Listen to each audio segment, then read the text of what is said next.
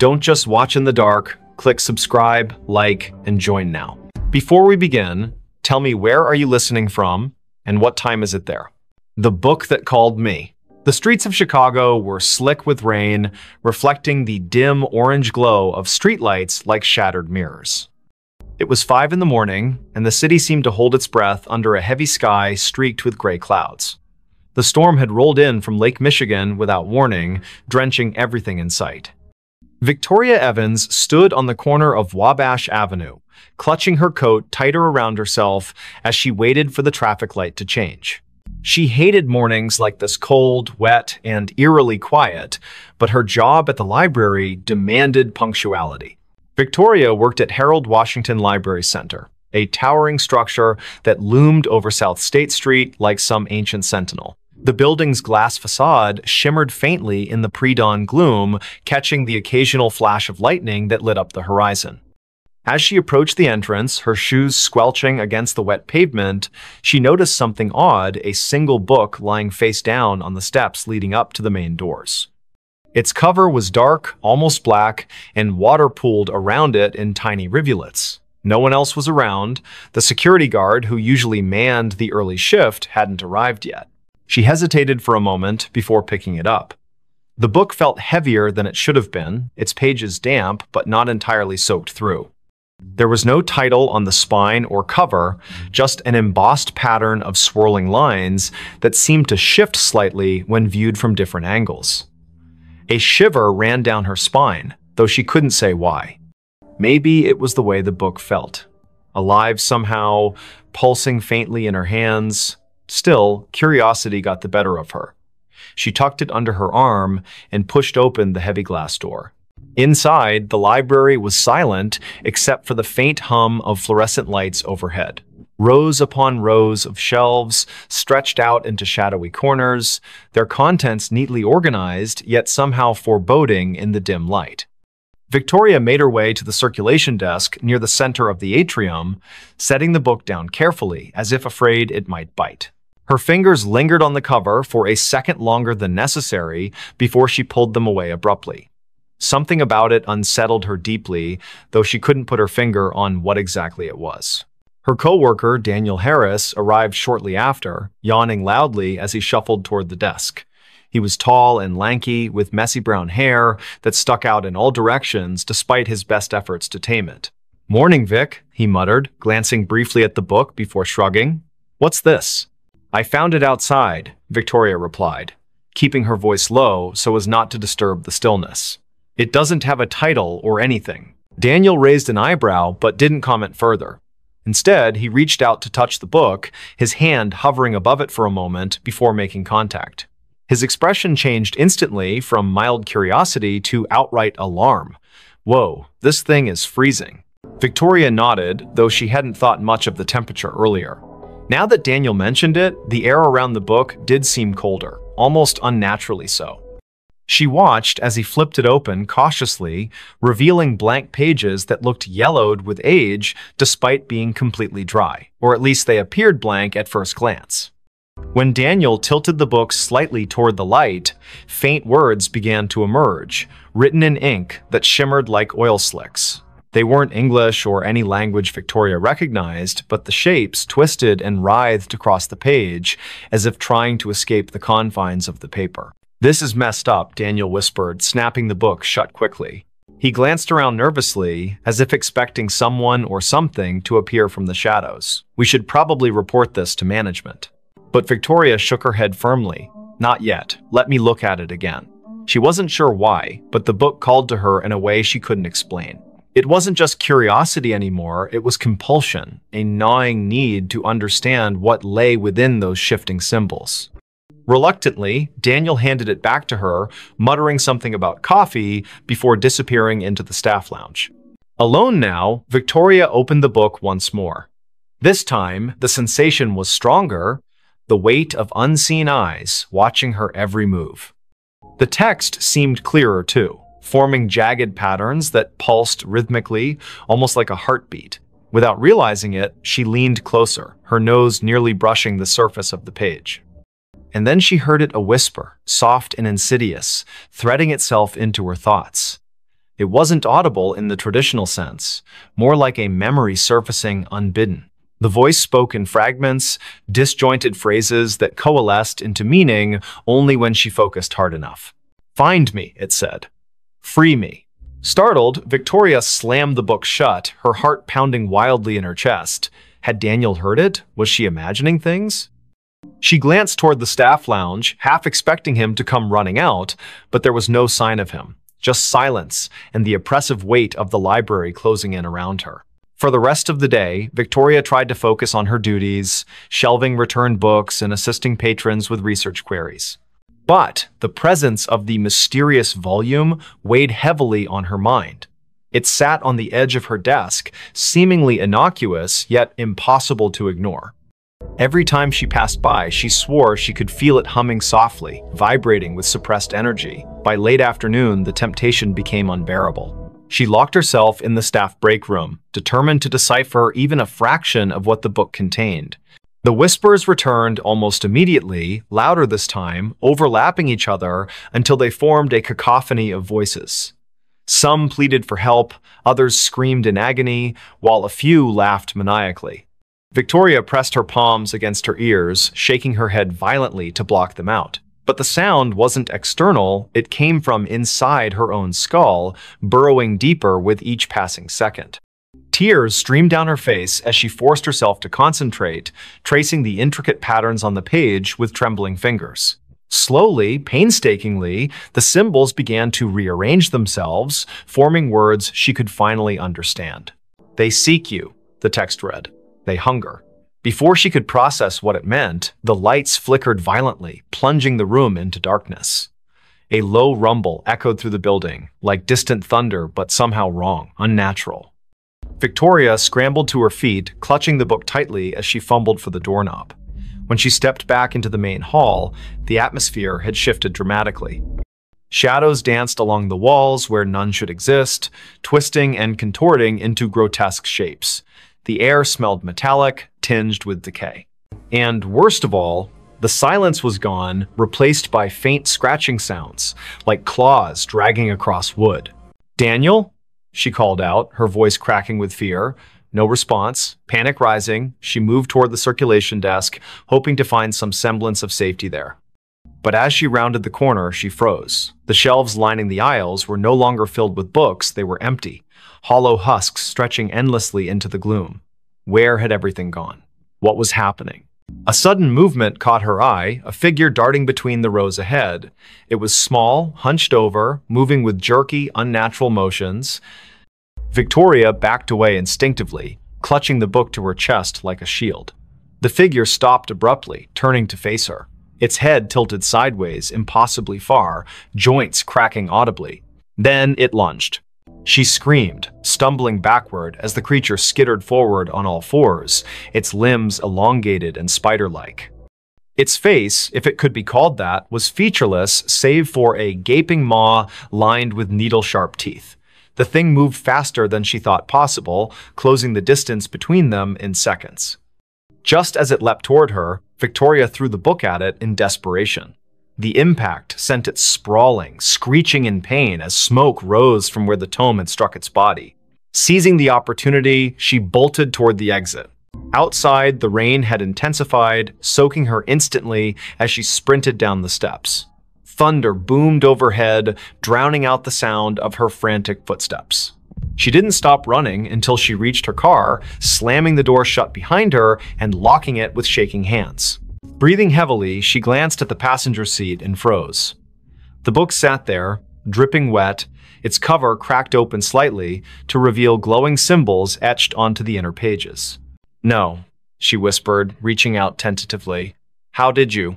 The car rocked violently as something slammed into the roof, denting the metal inward. Another crash followed, then another, accompanied by guttural growls that reverberated through the vehicle. Victoria ducked low, covering her head as shards of glass rained down from the shattered windshield. Through the chaos, she saw the library in the distance, its windows pulsing with sickly green light. The book vibrated fiercely in her lap, urging her to return. Against her better judgment, she obeyed. Back inside, the scene had changed again. The aisles were intact now, stocked with books as if nothing had happened, yet the oppressive feeling lingered, thicker than ever. The whispers grew louder, converging into a single voice that spoke directly to her. "You cannot run," it hissed. "You are mine now." Victoria spun around, searching for the source, but found only emptiness. Until she saw him, the man standing at the end of the aisle, partially obscured by shadows. He wore a tattered suit, his skin pale and translucent, eyes sunken and hollow. In his skeletal hands, he held a copy of the same book she carried. "Michael Parker," he rasped, taking a step closer. "I've been waiting." And then the world dissolved into darkness. When Victoria awoke, hours later, she was seated at the circulation desk. The library was empty, bathed in the golden light of dawn filtering through the windows. For a moment, she thought it had all been a nightmare. But when she looked down, the book lay open before her, its pages filled with fresh writing. "They will come for you next." Slender Man Stalked My Family. It was a summer evening in the small town of Willow Creek, nestled deep within the dense forests of Maine. The sun had dipped below the horizon, casting long shadows across the landscape and painting the sky with hues of orange and purple. At 8:30 p.m., the air was cool but humid, carrying with it the earthy scent of pine trees and damp soil. Inside their modest home on Maple Lane, the Thompson family, Michael, his wife Emily, and their two children, 8-year-old Jake and 5-year-old Lily, were settling in for the night. The house itself was unremarkable, a typical suburban dwelling with white walls, wooden floors, and large windows that offered a view of the sprawling forest behind their property. But tonight, those windows would become more than just glass pans. They would serve as portals to something far darker, lurking beyond the tree line. Little did the Thompsons know, their peaceful evening was about to take a terrifying turn. As Michael sat at the kitchen table grading papers from his job as a high school teacher, Emily busied herself washing dishes in the sink. Jake and Lily played quietly in the living room, giggling as they built a tower out of blocks. The atmosphere was calm, almost serene, until Jake suddenly froze mid-laugh. His wide eyes stared intently toward the window beside him, his little hands clutching the block tightly. "Mom? Dad?" He called out hesitantly, his voice trembling slightly. Is someone outside?" Emily turned around quickly, her heart skipping a beat as she followed her son's gaze. At first glance, nothing seemed amiss. The trees swayed gently in the breeze, and the only sounds were the chirping crickets and rustling leaves. But then, faintly etched against the fading light of dusk, stood a figure. Tall, impossibly so, with limbs that stretched unnaturally long and thin. Its face was obscured by darkness, but its presence radiated an undeniable menace. Emily gasped, dropping the dish she held, which shattered noisily on the floor. "Who's there?" Michael demanded, rushing into the living room. He grabbed the flashlight resting near the door, flicking it on instinctively. The beam of light illuminated the yard, revealing nothing but empty space where the figure had been moments before. Yet, despite its disappearance, the sense of unease remained palpable, hanging heavy in the air like a storm cloud ready to unleash chaos. Jake clung to Emily's leg, tears streaming down his cheeks as he whispered, "He was watching us." He looked right at me. Lily, too young to fully grasp what was happening, simply hugged her brother tightly, her own fear mirroring his. Michael scanned the perimeter through the windows again, his jaw clenched tightly. "Stay inside," he instructed firmly. "I'll check around the house." Grabbing a baseball bat from the garage, Michael ventured cautiously into the backyard. The moon had risen higher now, bathing the area in silvery light. Every shadow appeared sinister, every movement suspicious. As he rounded the corner of the house, his breath caught in his throat. There, standing motionless beneath the towering oak tree, was the figure once again. It made no sound, no gesture, just stood there, its elongated arms hanging limply at its sides, staring directly at him. Michael stumbled backward, nearly dropping the bat as panic surged through his veins. "What do you want?" he shouted, his voice shaking despite his efforts to sound brave. The figure didn't respond, nor did it move closer. Instead, it tilted its head slightly, an action so unnatural it sent shivers down Michael's spine. Without waiting for another moment, he sprinted back inside, slamming the door shut behind him and locking it securely. Inside, the family huddled together in the living room, hearts pounding wildly. "We need to call the police," Emily suggested, reaching for her phone. But when she dialed, the line was dead, no signal, no connection. Panic began to spread like wildfire among them. "Try the landline," Michael urged, already moving furniture to barricade the front door. Emily did as instructed, but the result was the same haunting dial tone greeted her instead of a live operator. Hours passed, each one feeling like an eternity. The family took turns peering out the windows, searching for any sign of the mysterious figure.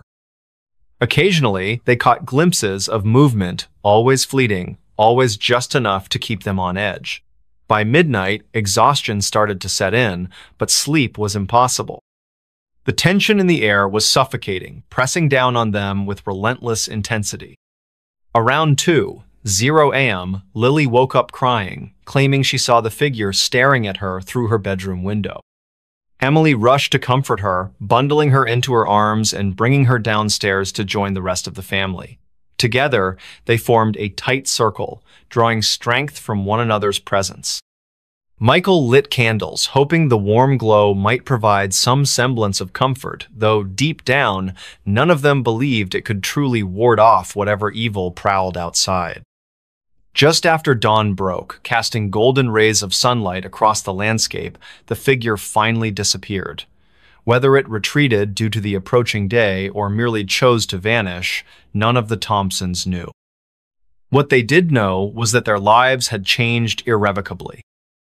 That night marked the beginning of a series of unsettling events, strange noises in the attic, missing items appearing in odd places, and eerie whispers echoing through the halls when no one else was present. Days turned into weeks, and the phenomenon persisted. Desperate for answers, the Thompsons sought help from local authorities, paranormal investigators, and even religious leaders. Some dismissed their claims as mere imagination or stress-induced hallucinations, while others listened intently, recognizing patterns similar to cases documented throughout history involving entities known colloquially as Slender Man. Despite their skepticism, all agreed on one thing: the family needed to leave Willow Creek immediately. Reluctantly, the Thompsons packed up their belongings and moved to a new town hundreds of miles away. They hoped distance would sever the connection between them and the entity that haunted their former home. For a time, peace returned to their lives. Jake and Lily adjusted to their new surroundings, making friends and finding joy in everyday activities. Michael resumed teaching, while Emily found solace in volunteer work at a community center. But the respite was short-lived. One fateful evening, as the family gathered for dinner in their new home, Jake mentioned seeing a tall man outside his window. This time, the figure wasn't wearing a suit, it wore nothing at all, blending seamlessly with the shadows cast by the setting sun.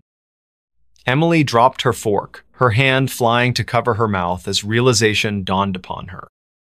No matter how far they ran, no matter how hard they tried to escape, the entity continued to stalk them, drawn inexorably to their family by forces neither science nor religion could explain. Years later, the Thompsons still carry the burden of that encounter. They speak sparingly about it, choosing instead to focus on building a life free from fear. Yet, every now and then, during quiet nights when the world seems most still, Michael glances nervously out the window, searching for signs of movement among the trees. And though he tells himself repeatedly that it's over, deep down, he can't help but wonder if the Slender Man is still out there watching, waiting, planning his next move. Next story. The Unsolved Case of Room 606. The Hotel Room That Never Existed. I never thought I'd be sitting here telling you this story. It's not something anyone would believe if they hadn't experienced it themselves. But the truth is, some things in life are too strange to ignore. and room 606 was one of them. Let me start from the beginning. It all began with a phone call late one night, a voice on the other end that sounded like someone trying desperately to warn me about something I couldn't yet understand. "Don't go there," it whispered before disconnecting abruptly. At first, I dismissed it as a prank or just another sleepless night getting the better of me. But then, the emails started coming. Anonymous messages filled with cryptic warnings. "Room 606 doesn't exist, but it will find you." The more I tried to ignore them, the louder they became. And eventually, curiosity got the better of me. You see, I'm a journalist by trade, and stories like these are my bread and butter.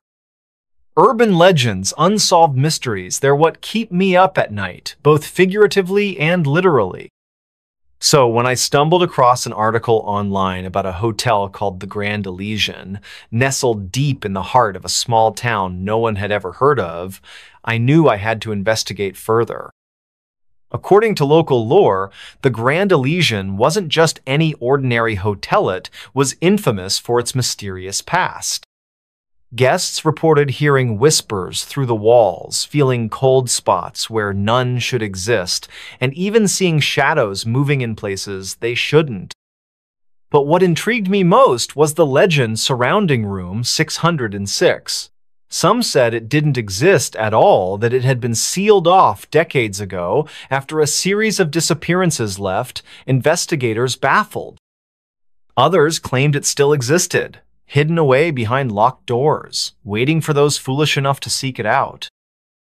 And so, armed with nothing but my notebook, a flashlight, and a healthy dose of skepticism, I booked myself a room at the Grand Elysian. Little did I know how much that decision would change my life forever. When I arrived, the hotel looked every bit as eerie as the stories suggested. Its towering facade loomed over the street, its windows dark, except for a few scattered lights flickering faintly in the distance. The air smelled faintly of mildew and old wood, and the heavy oak doors creaked ominously as I pushed them open. A bell rang somewhere inside, echoing down the long corridors beyond. At the front desk sat an elderly man whose eyes seemed to pierce right through me. He introduced himself simply as Mr. Grayson, though his name tag bore no such title. His fingers trembled slightly as he handed me my keycard, and his voice carried a weight that made me feel uneasy. "You're staying in room 412, he said without looking up. "4th floor. Elevators around the corner." I nodded, thanking him politely, though his demeanor left me unsettled. As I turned to leave, I noticed a peculiar gap between two panels on the wall behind him. For a moment, I thought I saw a Movementa shadow darting into the darkness, but when I blinked, it was gone. The elevator ride up felt longer than it should have. Each ding announcing our arrival at a new floor sent shivers down my spine. By the time I reached the 4th floor, the hallway stretched out before me like a labyrinth, its carpet worn thin and stained in places. The lighting flickered erratically, casting odd shapes against the peeling wallpaper. Somewhere in the distance, I could hear faint footsteps, though I was clearly alone. My room was exactly as described. Sparse furnishings, outdated decor, and a window offering a view of nothing but brick walls. Yet despite its unremarkable appearance, something about the space made me uncomfortable. The silence pressed heavily on my ears, and I swore I could feel eyes watching me from outside. That evening, I decided to explore the hotel further. After all, I hadn't come here just to sit in my room. Armed with my notebook, I wandered aimlessly through the corridors, taking note of their peculiarities. Hallways twisted and turned in ways that defied logic, leading me back to places I'd already been. Doors appeared where none had existed moments before, only to vanish again once I approached. It was maddening and utterly fascinating. Then came the whispers. At first, I thought they were coming from within my own mind, echoes of paranoia brought on by the oppressive atmosphere. But soon, I realized they weren't imagined.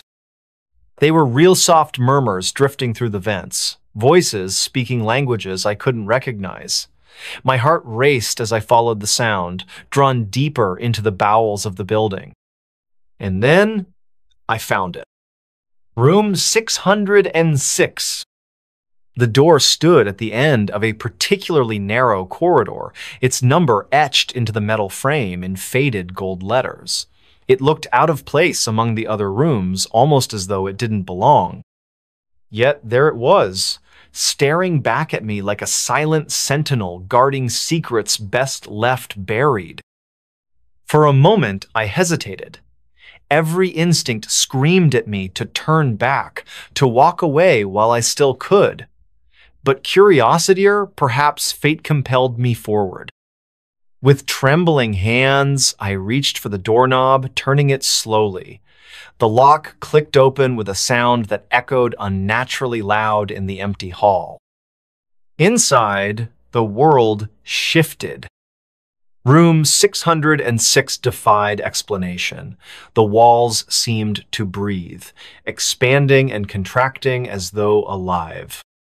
Shadows danced across the floor in patterns that made no sense, and the furniture appeared to rearrange itself whenever I glanced away. Objects from different eras cluttered the space, a rotary phone sitting next to a modern laptop, antique vases standing beside plastic cups. Time itself felt distorted here, stretching and compressing until I couldn't tell whether minutes or hours had passed. But worst of all were the faces. In the mirrors lining the walls, reflections stared back at men my own, but those of strangers, men, women, children, all frozen in expressions of terror. Their lips moved silently, forming words I couldn't quite catch. And then, slowly, they began to speak. "Help us!" Their voices overlapped, creating a cacophony of pleas and warnings. My head throbbed painfully as I backed away, desperate to escape, but the door was gone. Where it had once stood now lay only a blank wall, smooth and impenetrable. Panic set in as I realized I was trapped. Hours or maybe days passed in that room, or perhaps no time at all. I lost count, unable to distinguish reality from nightmare. The whispers grew louder, more insistent, until they consumed everything. Memories surfaced unbidden, scenes from my past replaying endlessly in vivid detail, each recollection cut deeper than the last, unraveling threads of guilt and regret I thought long buried. And then, just as suddenly as it had begun, it ended. The room dissolved around me, replaced by the familiar sight of the hotel hallway. The door to room 606 hung open, though I couldn't recall leaving. Shaking uncontrollably, I stumbled back to my own room, collapsing onto the bed as tears streamed down my face. Days later, I returned home, determined to put the ordeal behind me. But the memories lingered, haunting me in ways I couldn't explain. When I tried to recount my experience to others, they dismissed it as nonsense. No one believed Minot, even myself sometimes. Records showed no mention of room 606. Employees denied its existence entirely. Yet deep down, I knew it was real. Because every night, as I lie awake in the dark, I can still hear the whispers calling my name. And sometimes, when I least expect it, I swear I see the number 606 carved into the walls of my own apartment. Next story. Time didn't exist here, but I was still awake. Hello? Can anyone hear me? My name is Alex. This isn't going to make much sense at first, but I need to tell someone what happened, what's still happening. Because, if you're listening to this right now, then it might already be too late. It started with a walk, just a simple hike through the woods behind my house. You know how it goes, you take a shortcut home after work, or maybe you're trying to clear your head after a long day. That's all it was supposed to be, a quiet escape from reality. But something about that forest felt different today. Wrong, almost. The air smelled stale, like it hadn't moved in years. The trees stood unnaturally still, their branches twisted into shapes that looked more like claws than growth patterns, and there were no birds. No insects buzzing around me, just silence. Thick, heavy silence. I should have turned back when I noticed the first sign, but who could have guessed? Let me rewind for a moment and explain exactly where everything went sideways. So here's the thing about forests, they all look the same at first glance. Tall trunks, dense canopies, patches of sunlight filtering down through gaps above. It's easy to think you're heading somewhere familiar until you realize you're not. I stumbled upon a trail I'd never seen before, or at least I don't remember seeing it. It wasn't marked on any maps I'd ever studied, and yet there it was, a narrow dirt path winding deeper into the woods, lined with moss-covered stones. My curiosity got the better of me, as it always does. Before I knew it, I was following the trail farther and farther away from civilization. At first, nothing seemed unusual. The sun cast golden beams across the forest floor, dappling the ground with light. Birds chirped softly in the distance. Everything appeared normal, almost peaceful. But then, things began to shift. The light stopped moving. Wait. Let me clarify, that doesn't mean the forest grew darker. Quite the opposite, actually. The sunlight stayed fixed in place, hovering over the exact same spot on the ground, hour after hour. At least, that's what it felt like. Hours passed or so, I thought, but the shadows refused to budge. They remained frozen, trapped in time itself. That's when I checked my phone, and found out it wasn't working. No signal, no GPS, not even the clock worked properly. The screen flickered, showing random times jumping forward and backward without rhyme or reason. 1 minute it said 3:47 p.m., the next 12:02 a.m. Then it froze entirely, stuck on 6:18 p.m. 16:18. Forever. Panic bubbled up inside me, but I forced myself to stay calm. Maybe it was just interference from the trees. Maybe I needed to climb higher to get reception. So I kept walking, hoping the trail would lead somewhere recognizable. Instead, it led me straight into the heart of madness.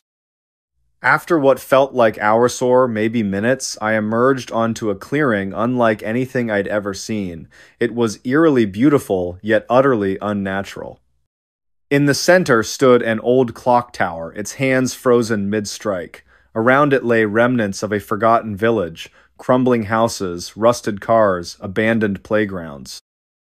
All of them untouched by decay, as though preserved in amber.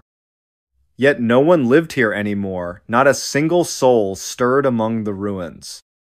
Only echoes lingered in the air-faint murmurs of laughter, crying children, distant conversations that faded before I could understand them, voices out of sync with reality. I called out, "Hello?" Nothing responded except my own voice bouncing off the dead walls. As I explored further, I realized the truth. Time had stopped completely in this place. Every object, every structure, every shadow remained exactly as it had been when the world outside moved on. Watches hung from wrists, their hands locked forever at odd angles. Pendulums swung endlessly within broken clocks, never completing their arcs. Even the clouds above appeared suspended mid-drift, their edges sharp and unmoving. And yet, I could move, I could breathe, I could think. How was that possible? That question haunted me as I wandered aimlessly through the ghost town.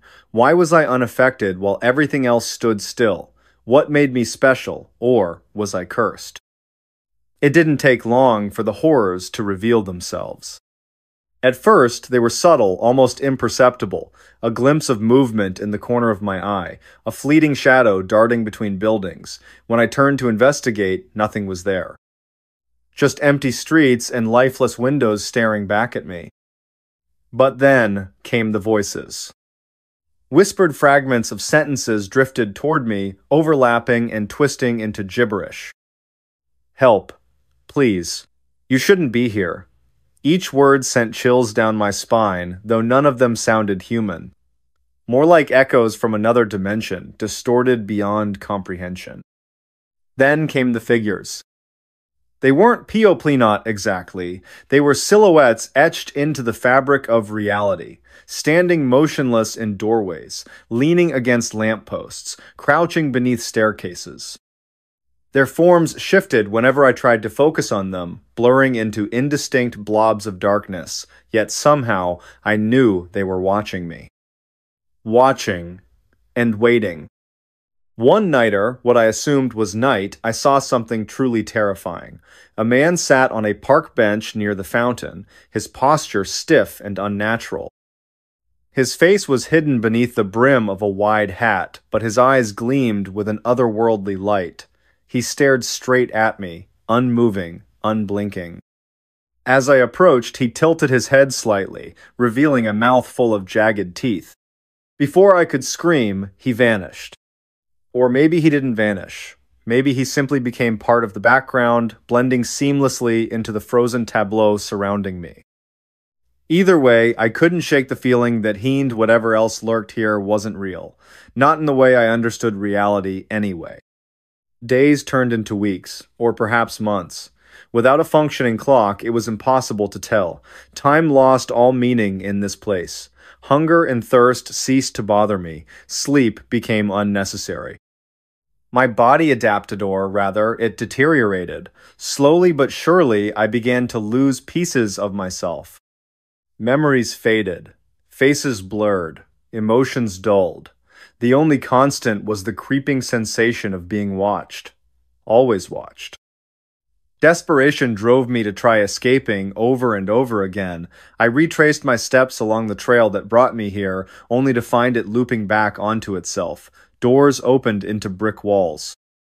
Windows showed reflections of places I'd never been. Maps crumbled to dust in my hands. Compasses spun wildly, refusing to point north. Eventually, I gave up trying to leave. There was nowhere to go, no one to save me. That's when the hallucinations started. At first, they were mild just flashes of color or strange smells wafting through the air. Then came the sounds, footsteps trailing behind me, doors creaking open, whispers growing louder in my ear.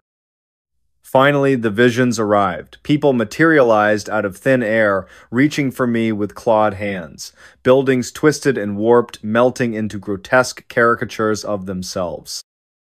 Trees sprouted faces, grinning malevolently as I passed. Was I losing my mind, or was this place feeding off my fears, manifesting them into tangible nightmares? One day, or maybe it was the same day, repeating endlessly, I stumbled upon a journal tucked inside a dusty bookshelf in one of the abandoned houses. Its pages were yellowed and brittle, filled with frantic scribbles detailing experiences identical to mine. The writer described finding the forest, entering the village, realizing they were trapped. Over time, their entries grew shorter, more desperate, until finally, "It knows I'm here." Those words echoed in my mind long after I closed the journal. Or, what was it? And why did it want us here? The answer hit me later, during another endless loop through the village. While examining the clock tower more closely, I noticed something I hadn't seen before: carvings etched into the stone base. Symbols resembling ancient runes spiraled upward, forming intricate patterns that pulsed faintly with an inner glow. As I touched them, visions flooded my mind. I saw others like medicines, hundreds, maybe thousands, Saul caught in this timeless prison. Some screamed, others wept. A few smiled serenely, accepting their fate. Each vision ended the same way, a figure cloaked in shadows stepping forward, pulling the victim into darkness. When the visions faded, I understood. This place wasn't meant to trap us, it was meant to harvest us. Our consciousness, our memories, our very essence fed whatever entity resided here. We were its fuel, sustaining its existence in a realm outside of time. And I was next. If you're hearing this, then I failed. Somehow, you found your way here just as I did. Please, don't make the same mistake. Find a way out. Leave immediately. Don't let it see you. Whatever you do, don't touch the symbols on the clock tower. I wish I could warn you more, but my time is running out, or rather, it's stopping altogether. The shadows are closing in. I can feel them dragging me under, pulling me apart piece by piece. Just promise me one thing. Tell someone about this place. Make sure they know it exists. Maybe someday, someone will figure out how to stop it. Goodbye. Next story. The eyes behind the barn wall. The wall watched me back. It started with a letter, a plain white envelope that arrived at my door one morning, its edges worn and creased as though it had been passed through countless hands before reaching mine. My name was scrawled across the front in shaky handwriting letters, slanted and uneven, like they'd been written by someone who hadn't held a pen in years. Inside was even stranger. No greeting, no explanation, just a single sentence typed on yellowed paper. Take care of what's yours. Beneath it, an address I didn't recognize. I stared at the note for a long time, trying to figure out who would send me something so cryptic. Then I noticed the postmark came from a place called Willow Hollow, a tiny farming town nestled deep in the countryside, somewhere I'd never heard of until now. That night, I couldn't sleep. Every time I closed my eyes, I saw those words again. Take care of what's yours. It felt personal, urgent even. By sunrise, curiosity or maybe something darker had won. I packed a bag, grabbed the keys to my car, and set off toward Willow Hollow. The drive took hours. The roads grew narrower the farther I went, twisting through dense forests and rolling fields dotted with cattle grazing lazily under the pale autumn sun. When I finally reached the address on the letter, I found myself staring at a crumbling farmhouse surrounded by overgrown weeds. The paint was peeling, windows cracked, and vines snaked their way up the sides of the house like veins spreading beneath skin. But it wasn't the house that caught my attention first. Off to the side, partially hidden behind tall grasses, stood the barn.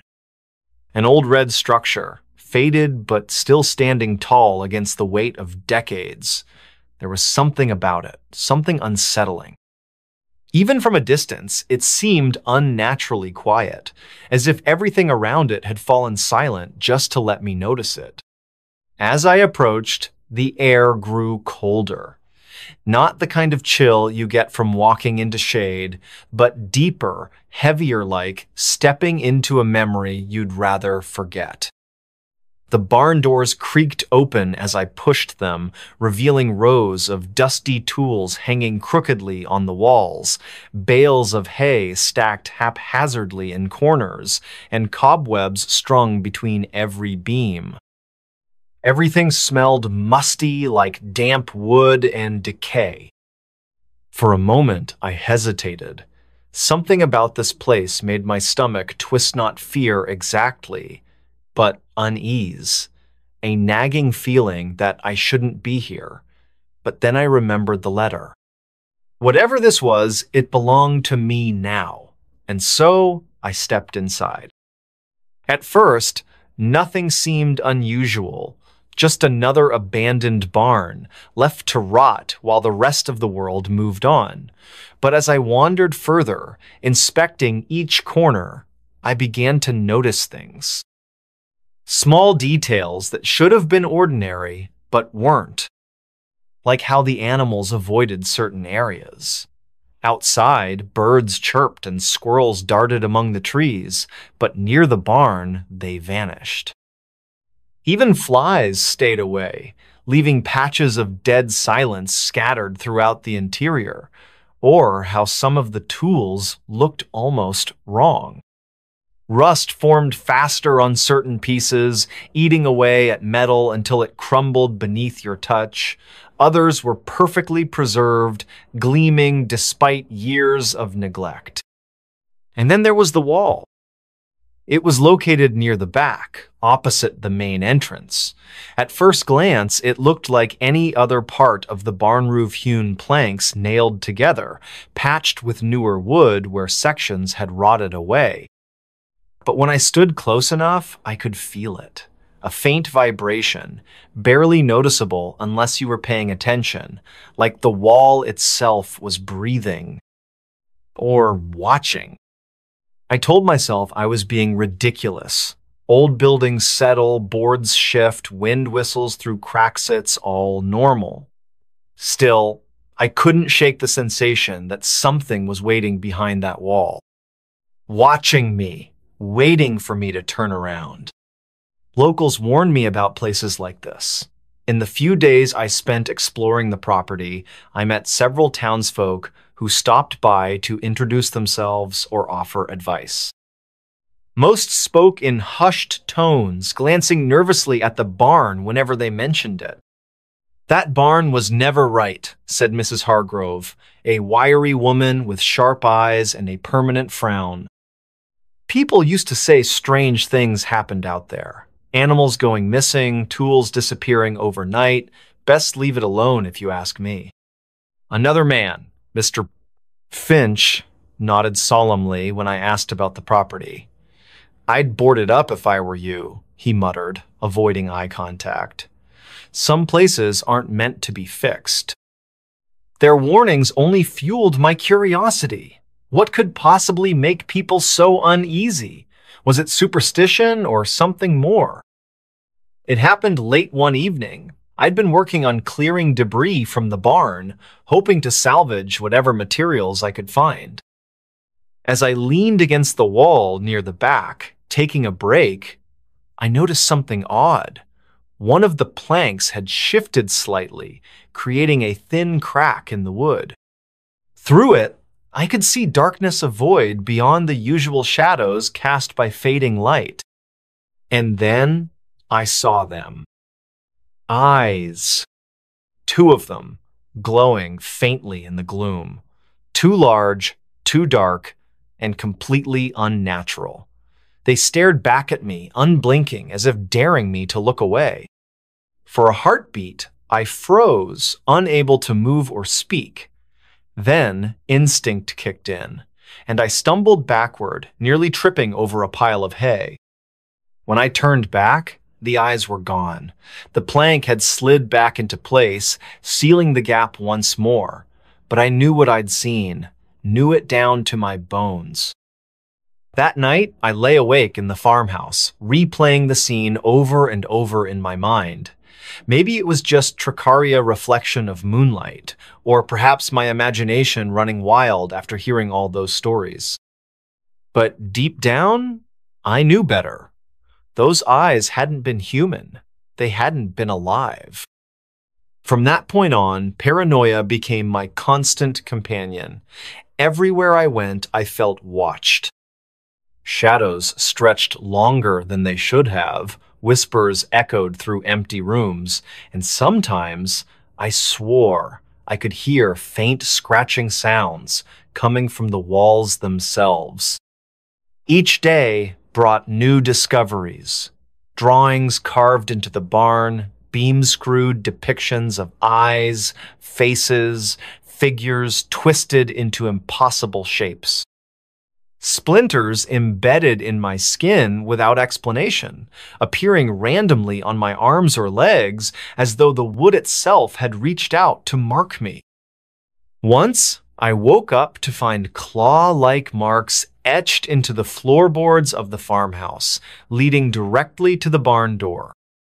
No matter how hard I tried to ignore it, the pull remained. That wall, Those eyes. They haunted me, calling me back like a siren song luring sailors to their doom. Eventually, I gave in. Armed with a crowbar, I returned to the barn determined to uncover the truth. If something was hiding behind that wall, I needed to face it head on. With trembling hands, I pried loose the plank where I'd seen the eyes. Wood splintered and groaned as it came free, revealing a narrow opening. Nothing, just darkness. No eyes this time, no movement, no sound. Only stale air that tasted metallic, like blood. I reached inside cautiously, half expecting to feel something grab me. Instead, my fingers brushed against rough stone. Beyond the wood paneling lay another Layeran inner wall constructed of jagged rocks mortared together haphazardly. Puzzled, I examined it closer.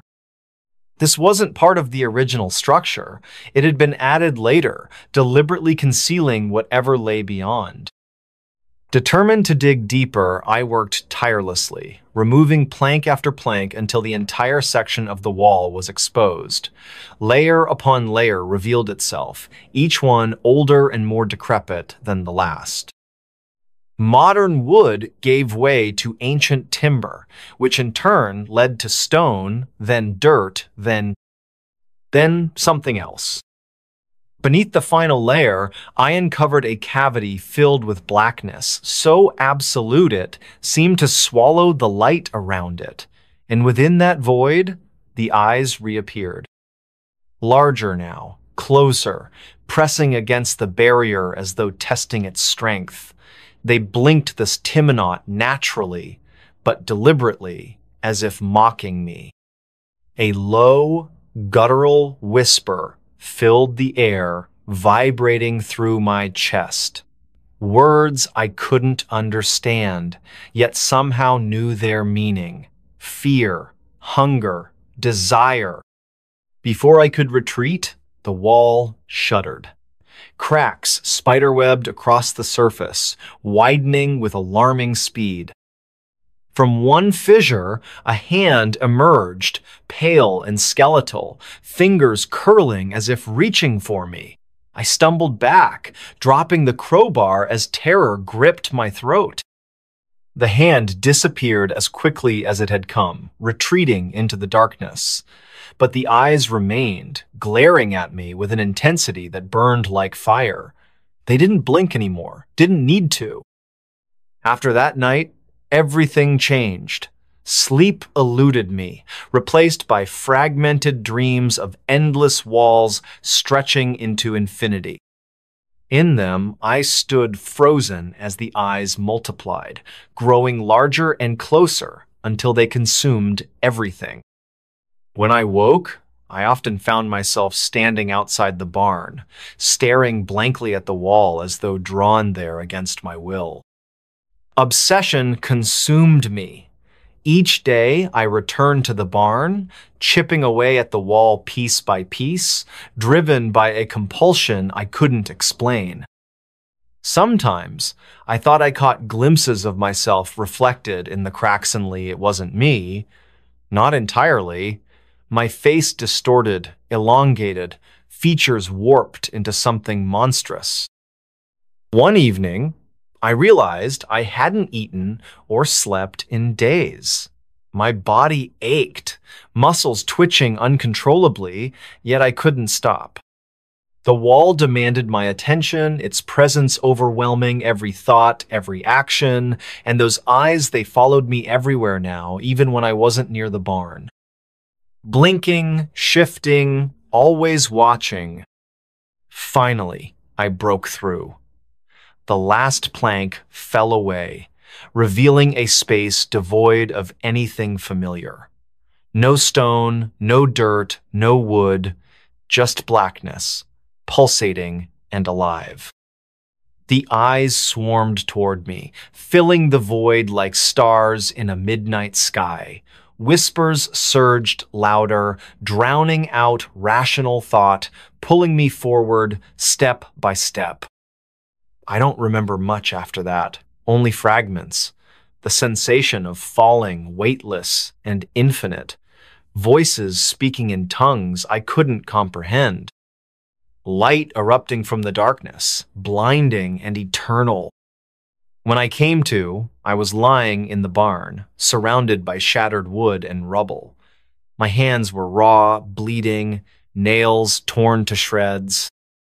Across from me, the wall stood intact once more, seamless and unbroken as if nothing had ever happened. But something had. Because when I stood and turned to leave, I caught a glimpse of my reflection in the cracked window pane. And the eyes staring back weren't mine. They never had been. The room behind the wall. Rain poured relentlessly over Anchorage as Daniel Harris drove through the deserted streets of the city just before dawn. The windshield wipers struggled to keep up with the deluge, while his headlights barely pierced the darkness, reflecting off the slick asphalt where puddles grew larger by the minute. He had moved to Alaska 3 months ago, seeking a fresh start after his divorce, finding solace in the isolation and cold weather that matched his mood. His new job at the local library kept him busy during the day, but the nights were long and lonely in his rented apartment on the outskirts of town. Daniel gripped the steering wheel tighter as he turned onto his street, noticing something unusual about his building. The third-floor window of his apartment was illuminated, though he distinctly remembered turning off all the lights before leaving for his early morning drive.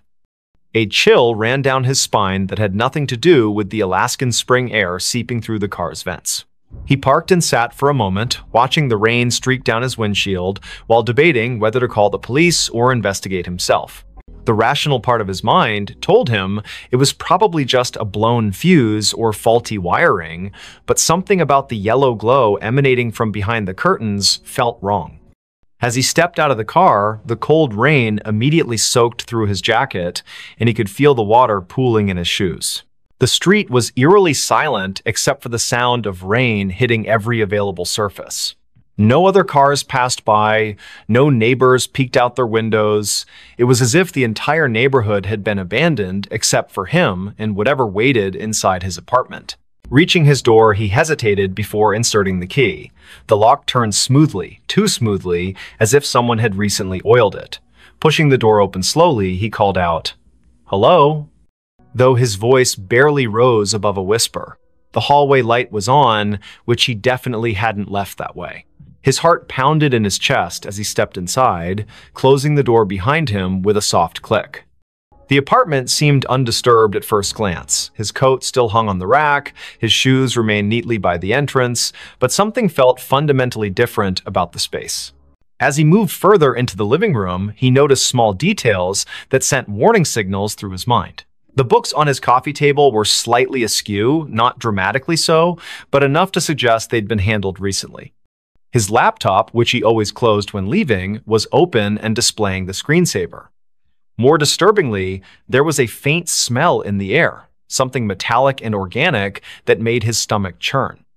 It wasn't quite blood, but it carried the same primal warning that danger had been here, lingered, and might return at any moment. The bedroom door was ajar, and against his better judgment, Daniel pushed it open wider. Everything appeared normal until he noticed the closet door was slightly open, revealing a shadowy gap between the wall and the frame. He never left that door open, not since moving in. As he approached, he heard a soft creak from somewhere deep within the walls, like wood settling but with an unnatural rhythm. The sound repeated itself, growing louder and more insistent, then stopped abruptly. His breath caught in his throat as he realized the noise wasn't coming from the building's old structure, but rather from behind the wall itself. The next morning, Victoria Evans arrived at Daniel's apartment complex for their scheduled meeting. They had connected through a local support group for newcomers to Anchorage, bonding over their shared experiences of adjusting to life in Alaska. She stood outside his door, knocking repeatedly while checking her watch. The rain had lessened to a drizzle, but dark clouds still pressed heavily against the sky. When there was no answer after several minutes, she tried the door handle and found it unlocked. Inside, the apartment was deathly quiet, with an oppressive atmosphere that made her skin crawl despite the warmth of the heating system.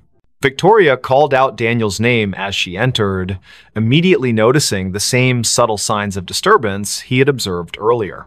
On the kitchen counter, she spotted his phone charger still plugged in, its cord coiled neatly, evidence that he hadn't planned to be gone long. In the living room, the books on the coffee table caught her attention.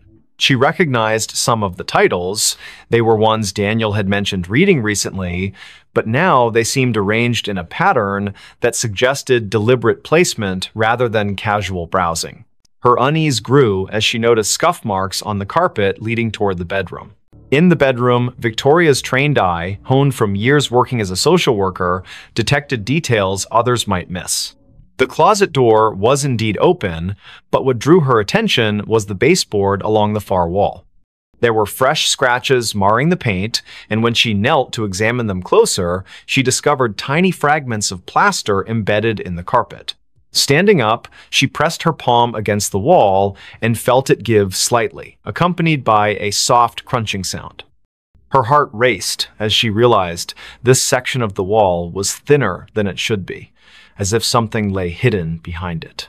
Michael Parker, the building's maintenance supervisor, arrived shortly after Victoria's call. A grizzled man in his late 50s with decades of experience in construction and property management, he listened intently as she explained her findings. His expression grew increasingly grave as he examined the wall, running his fingers along the edges of the baseboard. Without saying a word, he fetched tools from his maintenance cart and began carefully removing sections of the wall paneling. The drywall came away easily, almost too easily, revealing a narrow cavity behind. What they discovered in the hidden space defied immediate comprehension. Packed tightly within the cavity were dozens of small objects wrapped in yellowed newspaper, each bundle tied with twine. The air that escaped as Michael opened the first package carried the same metallic smell Victoria had detected earlier. Inside was a collection of personal items, a child's necklace, a set of house keys, a driver's license belonging to someone named Sarah Mitchell. Each successive package contained similar artifacts, all meticulously preserved, but clearly taken from different individuals over many years.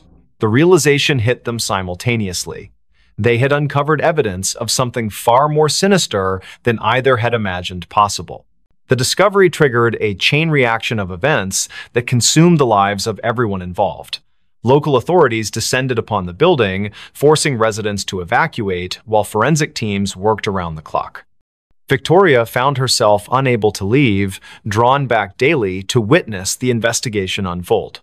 She learned that the building had been constructed in the 1920s and had changed hands numerous times throughout its history. Previous tenants had reported strange occurrences, sounds behind walls, unexplained shadows, sudden temperature drops, but these complaints had always been dismissed as typical of older buildings. What no one had suspected was that someone had been using the building's hidden spaces as a repository for stolen memories. As detectives cataloged the items, patterns emerged that chilled even the most seasoned investigators. Many of the victims had disappeared without a trace, their cases eventually classified as cold files. Some had vanished decades ago, while others were more recent. The oldest item dated back to 1947, a silver locket containing a photograph of two young girls, while the newest was a smartphone manufactured only 3 years prior. The collection spanned generations, suggesting that whoever had been operating behind these walls had maintained their activities for nearly 75 years. The implications were staggering and raised questions about how such systematic predation could have gone unnoticed for so long. Daniel's disappearance added another layer of complexity to the case. Security footage from the building's lobby showed him returning home the previous night, but never leaving again. His car remained parked outside, and his personal belongings were still in the apartment. The only clue was a set of muddy footprints leading from his bedroom to the hidden cavity in the wall, prints that matched his shoe size exactly. Investigators theorized that he might have stumbled upon the collector in the act and become another victim, but without physical evidence, they couldn't confirm this theory. Victoria became obsessed with understanding the pattern behind the disappearances. She spent hours poring over police reports, cross-referencing dates and locations with historical weather data. A disturbing trend emerged. Nearly all the abductions had occurred during heavy rainstorms, particularly in spring when the days were shortest and visibility poorest. The timing suggested premeditation and intimate knowledge of both the building's layout and the routines of its occupants. Whoever had been collecting these artifacts understood human behavior well enough to predict when people would be most vulnerable. The building itself seemed to become more active as the investigation progressed. Residents who had lived there for years reported hearing strange noises at night, thumps and scrapes that echoed through the walls. The heating system developed inexplicable malfunctions, causing rooms to alternate between freezing and sweltering temperatures. Maintenance workers refused to enter certain areas alone, claiming they felt watched even when no one else was present. Most disturbingly, several people reported seeing fleeting shadows move across walls where no source of light could account for them. Forensic examination of the hidden cavity revealed additional horrors. Deep gouges marred the wooden framework, and analysis showed traces of human tissue embedded in the splinters. Blood spatter patterns suggested violent struggles had taken place within the confined space, though the lack of bodies complicated efforts to reconstruct specific events. The collector had apparently used the cavity as both storage and execution chamber, creating a macabre shrine to their crimes. Experts noted that the care taken in preserving each artifact spoke to a deep psychological pathology, possibly rooted in trauma or obsession. Detectives identified a potential suspect through painstaking research into the building's ownership history. A man named Edgar Thompson had purchased the property in 1946 and managed it until his death in 1982. Records showed he had lived in the very apartment where Daniel had resided, and multiple former tenants recalled rumors about strange noises emanating from his unit. However, Thompson's involvement raised more questions than answers, given that items continued to appear in the cavity long after his passing. This suggested either complicity from subsequent owners or that someone else had taken up his dark legacy. Victoria's investigation took a personal turn when she discovered her own grandmother's name among the list of missing persons. Margaret Evans had vanished in 1963 while visiting Anchorage, leaving behind only a hotel receipt and unanswered questions. The revelation shook Victoria to her core, transforming her professional interest into something far more visceral. She found herself spending nights in the vacant building, sitting in the empty apartment, and listening to the walls breathe with secrets that refused to remain buried. Spring gave way to summer, but the rain continued to fall in Anchorage, as if nature itself mourned the atrocities uncovered in the old building. The investigation expanded beyond municipal boundaries as connections emerged between missing persons cases across Alaska. Detectives identified a network of similar hidden spaces in other buildings throughout the state, each containing its own collection of stolen lives. The scale of the operation suggested coordination among multiple individuals, raising the possibility that what had begun as one man's obsession had evolved into something far more organized and dangerous. One night, while Victoria sat alone in the apartment, she heard a sound that froze her blood. From behind the newly repaired wall came the unmistakable creak of footsteps, slow and deliberate. She grabbed her phone to call for help, but found no signal in the suddenly dead zone of the building. The footsteps grew closer, accompanied by the soft rustle of fabric brushing against wood. Then came a voice, barely audible but unmistakably human, whispering words that made her skin crawl. "You shouldn't have looked. You shouldn't have seen." The voice sounded ancient, yet familiar, carrying echoes of countless voices absorbed over decades. The police response team arrived 20 minutes later, bursting into the apartment with weapons drawn. They found Victoria unconscious on the floor, her phone shattered beside her. Paramedics determined she had suffered a severe panic attack but would recover. Yet when they examined the wall where she claimed to have heard the voice, they discovered something that defied explanation. Fresh scratches marred the newly installed drywall, forming words that spelled out a single chilling message: "Not done yet." The marks were too high for anyone to reach without assistance, and security cameras showed no one entering or leaving the apartment during the crucial time period. As weeks turned into months, the case remained unsolved despite mounting evidence. The building was eventually condemned, deemed structurally unsafe due to unforeseen damage discovered during renovations. Residents scattered to different parts of the city, but many reported feeling eyes upon them in their new homes, especially during rainstorms. Victoria returned to her work as a social worker, but found herself constantly looking over her shoulder, certain that whatever had operated in those walls continued to watch from the shadows. The last anyone saw of Daniel Harris was captured by a traffic camera 2 blocks from his apartment on the night he disappeared. The footage showed him walking briskly through the rain, occasionally glancing over his shoulder as if pursued.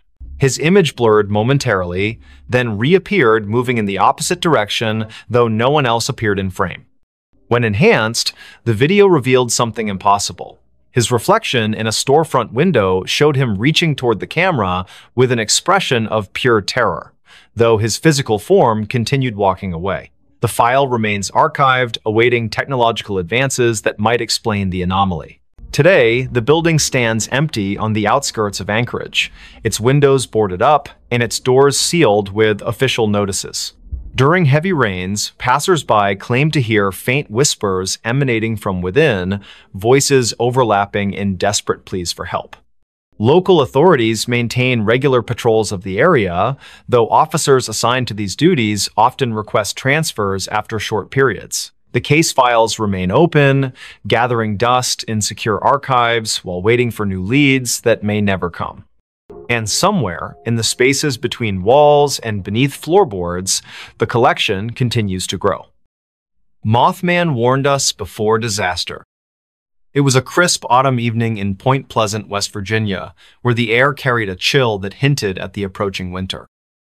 The clock read 7:45 p.m., and the sky above was painted with hues of orange and purple as the sun dipped below the horizon. In the small town nestled along the Ohio River, life moved at a leisurely pace, but tonight would be different for the Carter family: Michael, his wife Emily, and their teenage son Jake. Little did they know, an encounter with something extraordinary was about to change their lives forever. The Carter family had gathered in their living room after dinner, settling in for a quiet evening together. Michael sat on the couch reading a newspaper while Emily worked on a knitting project nearby. Jake, engrossed in a video game, occasionally paused to comment on the news stories his father shared aloud. The atmosphere was calm, almost serene, until a sudden gust of wind rattled the windows, startling them all. "What was that?" Emily asked, glancing toward the window.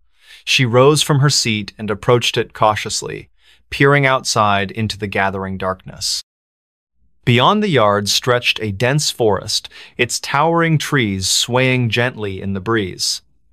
At first glance, nothing seemed amiss. But then, out of the corner of her eye, she caught a flash of something large and winged soaring silently through the trees.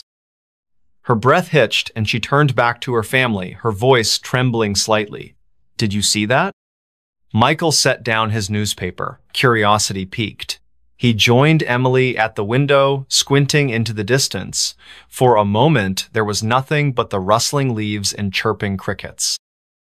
Then, without warning, the creature reappeared, a massive figure with wings spanning at least 10 feet, its glowing red eyes piercing through the shadows like twin beacons. It hovered briefly before disappearing into the depths of the forest, leaving behind an unsettling silence. Jake dropped his controller, rushing over to join his parents at the window. "What was that thing?" he whispered, his voice filled with awe and fear. Michael shook his head, unable to offer an explanation. None of them had ever seen anything like it before. As they stood there, trying to process what they'd witnessed, a strange sensation settled over them, a feeling of being watched, as though unseen eyes lingered just beyond the tree line. Later that night, as the family prepared for bed, the memory of the winged creature continued to haunt them. Unable to shake the unease, Michael decided to do some research. He retrieved an old encyclopedia from the bookshelf and flipped through the pages, searching for any mention of similar sightings. To his surprise, he discovered references to a legendary entity known as the Mothmanna mysterious creature said to have appeared in Point Pleasant during the late 1960s, coinciding with a series of bizarre events culminating in a tragic disaster. The parallels between those accounts and their own experience were uncanny. The next morning, the Carters discussed their findings over breakfast. They agreed that the Mothman's reappearance couldn't be ignored. It felt like a warning, a sign of impending danger. Determined to uncover more information, they visited the local library where they met Mr. Jenkins, an elderly librarian who had lived in Point Pleasant for decades.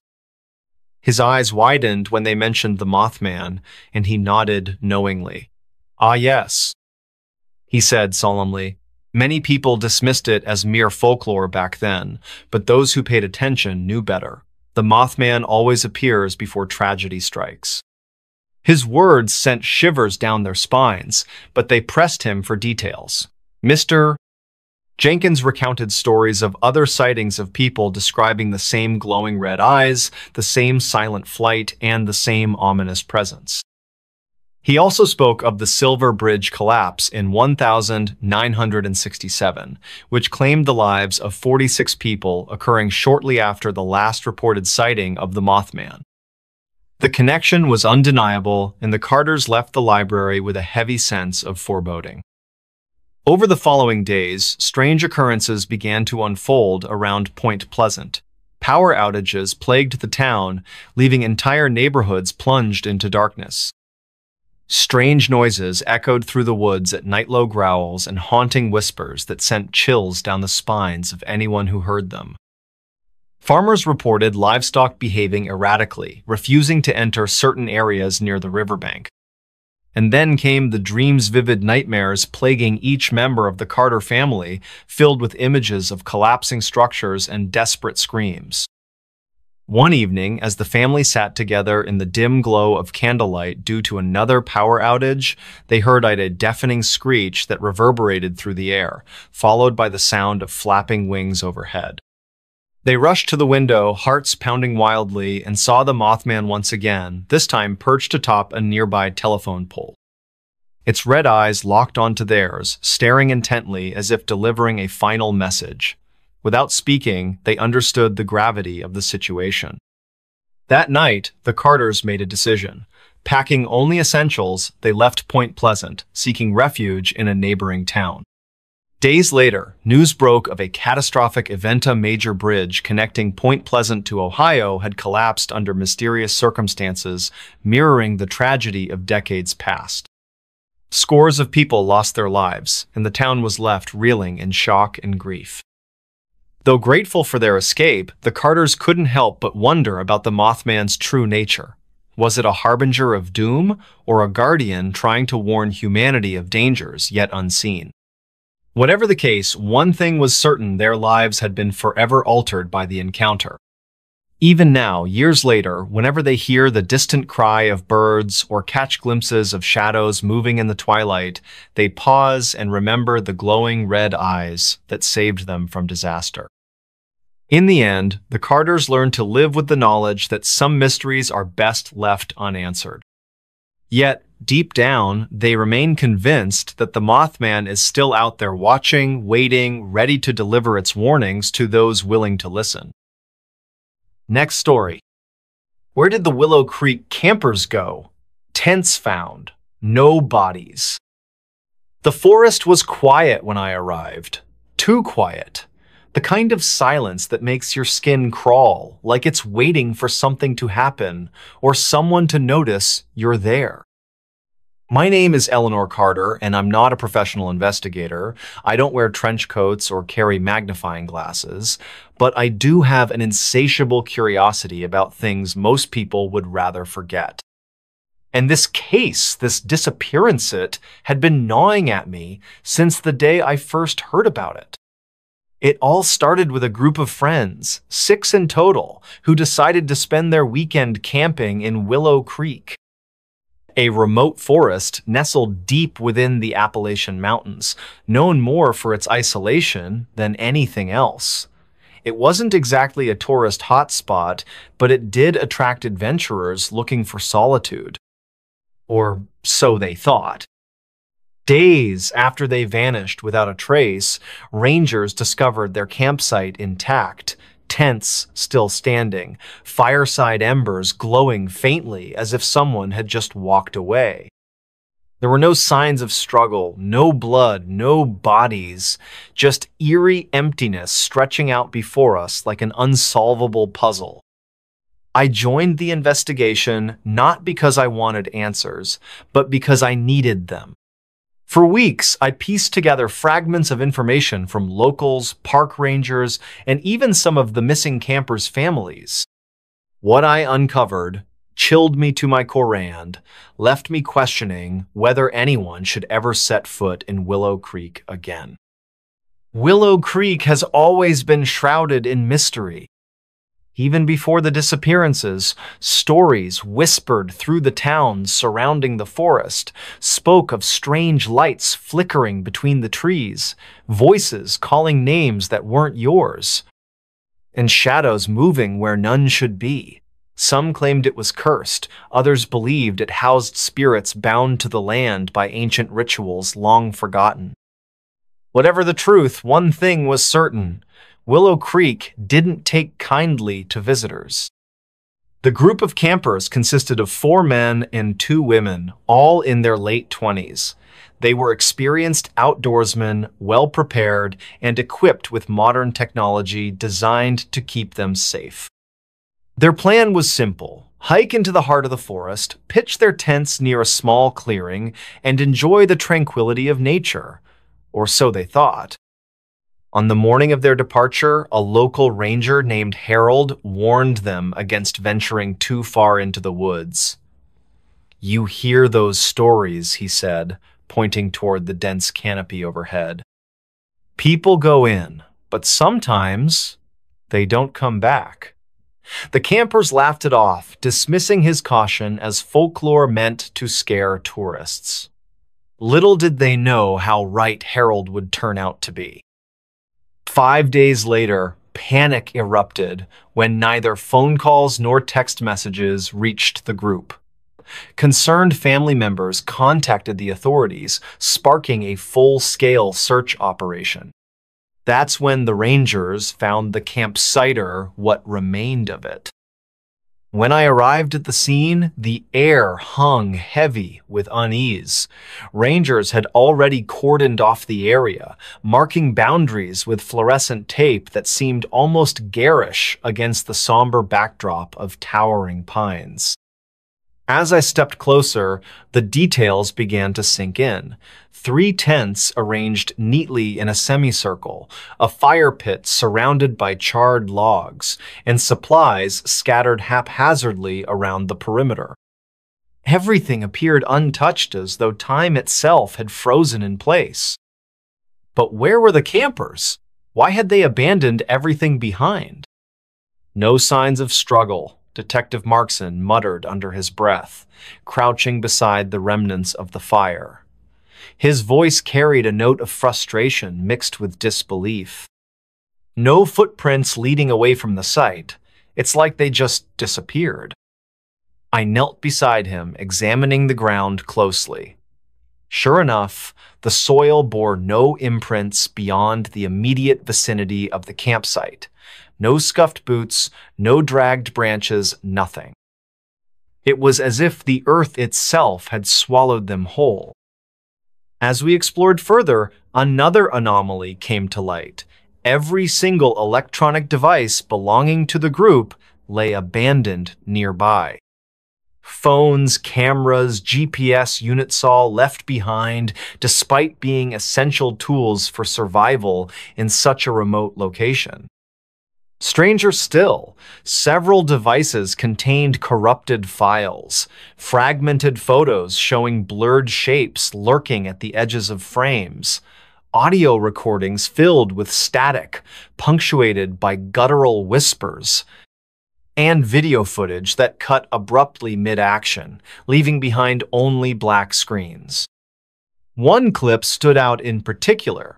Taken during the second night of their stay, it showed the group gathered around the fire, laughing and joking as flames danced merrily in the darkness. Then, suddenly, chaos erupted. Shouts echoed through the speakers, followed by hurried footsteps retreating into the woods. After that, the screen went dark. When playback resumed moments later, the camera angle shifted inexplicably, focusing on a cluster of trees bathed in an unnatural green glow. Before anything else could be seen, the recording ended. "What happened here?" I whispered, replaying the footage over and over, hoping to catch some clue hidden in plain sight. But each viewing only deepened the mystery. Local legends provided little comfort as I delved deeper into the history of Willow Creek. According to one tale, a hermit once lived deep within the forest centuries ago. Known simply as the Watcher, he was said to guard secrets buried beneath the earth's secrets best left undisturbed. Those who ventured too close often returned changed, haunted by visions of faces carved into bark or lights drifting silently among the trees. Another story told of a woman who wandered into the woods seeking solace after losing her child. She never returned, but villagers swore they could hear her cries echoing through the valleys on moonless nights. Some even claimed to have seen her silhouette etched against the horizon, searching endlessly for what she had lost. These tales might sound like mere superstition, but when placed alongside the evidence at the campsite, they took on a sinister new meaning. Could the campers have stumbled upon something they weren't meant to find? Or were something that found them instead? To test these theories, I organized a small expedition into the forest myself, determined to retrace the campers' steps and uncover whatever force had claimed them. Alongside me traveled two fellow investigators, Sam, a seasoned tracker with years of experience navigating wilderness terrains, and Dr. Emily Chen, an anthropologist specializing in indigenous folklore. Our journey began uneventfully enough, following the same trail used by the missing group. At first, the forest seemed benigna, picturesque expanse of verdant foliage swaying gently in the breeze. But as hours passed and twilight descended, the atmosphere shifted subtly yet unmistakably. The chirping of crickets grew louder, almost deafening, while the rustling of leaves became rhythmic, mimicking footsteps trailing behind us. "It's just the wind," Sam insisted, though his hand hovered near the knife strapped to his belt. Still, doubt crept into our minds, fueled by subtle inconsistencies in the landscape. Certain paths seemed deliberately obscured, as though nature itself conspired to mislead travelers. And then there were the symbol-scriptic carvings gouged into tree trunks along the way. Swirling patterns resembling eyes stared back at us, their origins unknown, but their intent clear. We were being watched. By the third night, exhaustion weighed heavily upon us. We pitched camp in a secluded glade, lighting a modest fire to ward off the encroaching chill. Conversation dwindled quickly, replaced by uneasy silences punctuated by distant howls reverberating through the shadows. None of us dared sleep deeply, fearing what might awaken while we rested. Around midnight, Emily gasped sharply, jerking awake with wide, terrified eyes. "Did you hear that?" she demanded, clutching her flashlight tightly. "Hear what?" I strained my ears, catching faint murmurs carried on the wind. Words spoken in a language I couldn't identify, yet hauntingly familiar.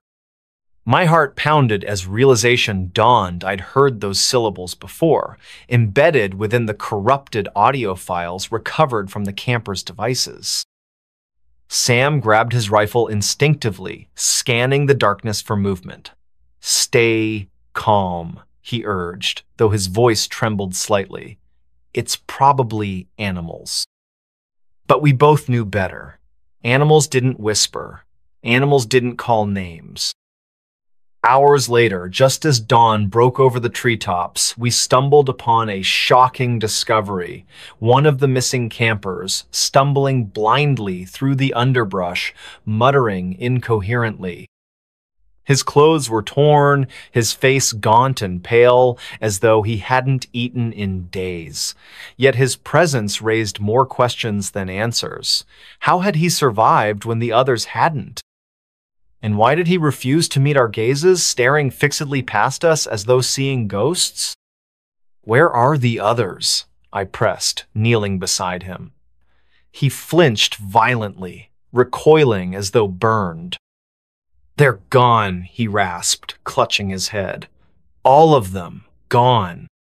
Before he could elaborate, a low growl rippled through the forest, sending shivers down my spine. Turning slowly, I glimpsed movement beyond the tree-lined shapes shifting inhumanly, their forms indistinct yet menacing. And then, silence. That was the last time I saw Sam or Emily. One moment they were standing beside me, weapons drawn and ready to fight. The next, they were gone, swallowed whole by the shadows. I called out frantically, receiving only echoes in response. Panic clawed at my chest, urging me to flee it, which direction led to safety. Clutching my flashlight like a lifeline, I pressed onward, driven by desperation and dread. Hours or perhaps minutes passed in limbo until I reached a clearing bathed in an otherworldly luminescence. At its center stood a massive oak tree, its trunk adorned with carvings identical to those we'd encountered earlier. Beneath it lay a collection of objects, photographs, journals, personal belongings, all belonging to previous victims of Willow Creek. Among them, I spotted something chilling, a photograph taken mere seconds ago depicting me standing alone in the clearing, except I hadn't taken it. The phone responsible lay discarded nearby, its screen cracked and lifeless. A cold breeze swept through the clearing, carrying with it the scent of decay. Behind me, laughter bubbled up a sound, both familiar and alien, resonating with malice. Spinning around, I froze, unable to tear my gaze away from the figures emerging from the darkness. They wore masks carved from wood, their eyes hollow pits reflecting nothing. Each step they took sent vibrations coursing through the ground, shaking the very foundations of reality. I tried to run, but my legs refused to obey, rooted firmly in place. Their leader stepped forward, raising a hand adorned with rings, bearing the same swirling designs etched into the trees. "You shouldn't have come here," it intoned, voice layered with countless others. "Now you belong." And then, darkness. Search parties combed the forest for weeks afterward, finding no trace of me or anyone else who entered Willow Creek that fateful night. Some say I'm still out there, trapped in limbo between worlds. Others claim I escaped, but chose to remain silent about what truly happened. Whatever the truth may be, one fact remains undeniable. Willow Creek claims its victims quietly, methodically, ensuring no one leaves unchanged. If you ever find yourself near its borders, heed the warnings of locals. Turn back, run, because once you cross its threshold, there's no turning back. And if you hear whispers in the dark, remember this. They're not asking for help. They're inviting you home. Next story. Creepy factory ghosts encounter during night shift. Factory ghosts in the dark. I used to think that night shifts were boring. Lonely? Sure. Quiet? Definitely. But boring. That was the whole appeal. No managers breathing down your neck, no coworkers interrupting your flow, just you, the machines, and time moving slowly. At least, that's what I believed until I took the job at Harlan Steelworks.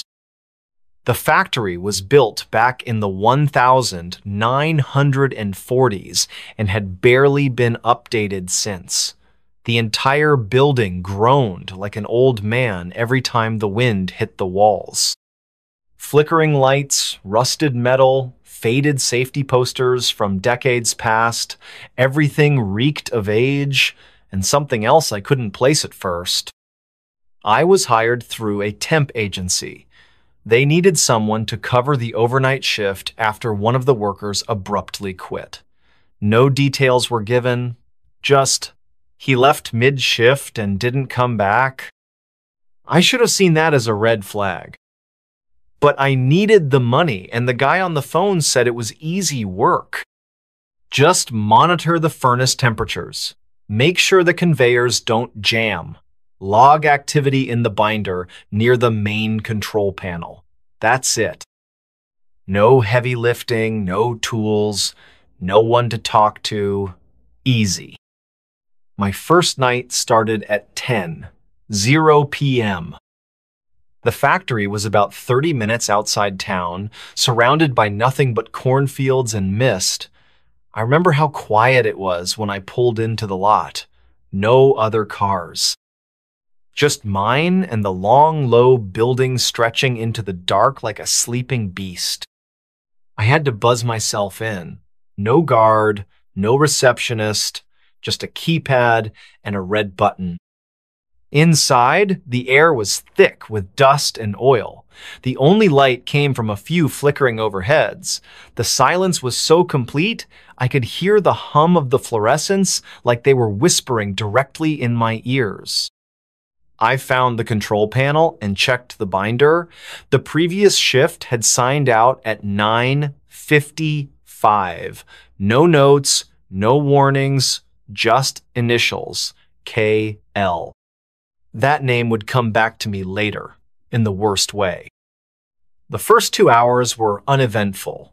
I made my rounds, logged temps, stretched my legs. The machines weren't running maintenance, apparently so it was just me and the silence. Around midnight, things started to feel wrong. It began with a loud clang from the far end of the conveyor line. I froze. It wasn't the wind. It wasn't a creaky pipe. It was deliberate, like someone had kicked a metal drum. I called out, "Hello? Anyone there?" No response. I grabbed the flashlight hanging by the panel and walked toward the noise. The beam cut through the dark like a knife. I passed rows of dormant machinery, their surfaces slick with oil and grime. Everything looked undisturbed. But then, at the end of the corridor, just past the hydraulic press, I saw movement, a figure darting between machines. I nearly dropped the flashlight. "Hey!" I shouted, trying to sound firm. "You're not supposed to be here!" Still nothing. I picked up my pace, turned the corner. No one. But I swear I heard breathing, labored, ragged breathing, right behind me. I turned fast. Just empty space. I tried to shake it off. Told myself my eyes were playing tricks, maybe a rat, maybe my own reflection. But the dread didn't leave. It clung to me like cold sweat. I returned to the control panel and tried to refocus.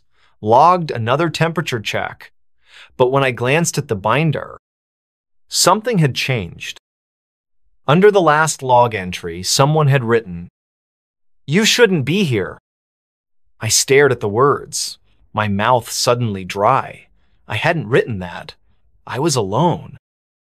I tore the page out and shoved it in my pocket, told myself maybe it had been there the whole time, and I just hadn't noticed. But I didn't believe it. Around 2:00 a.m., the intercom crackled to life. A garbled voice said, "Help, down here." My stomach turned. There wasn't supposed to be anyone else in the building. I grabbed the flashlight again, hands shaking. "Who is this?" I asked. "Where are you?"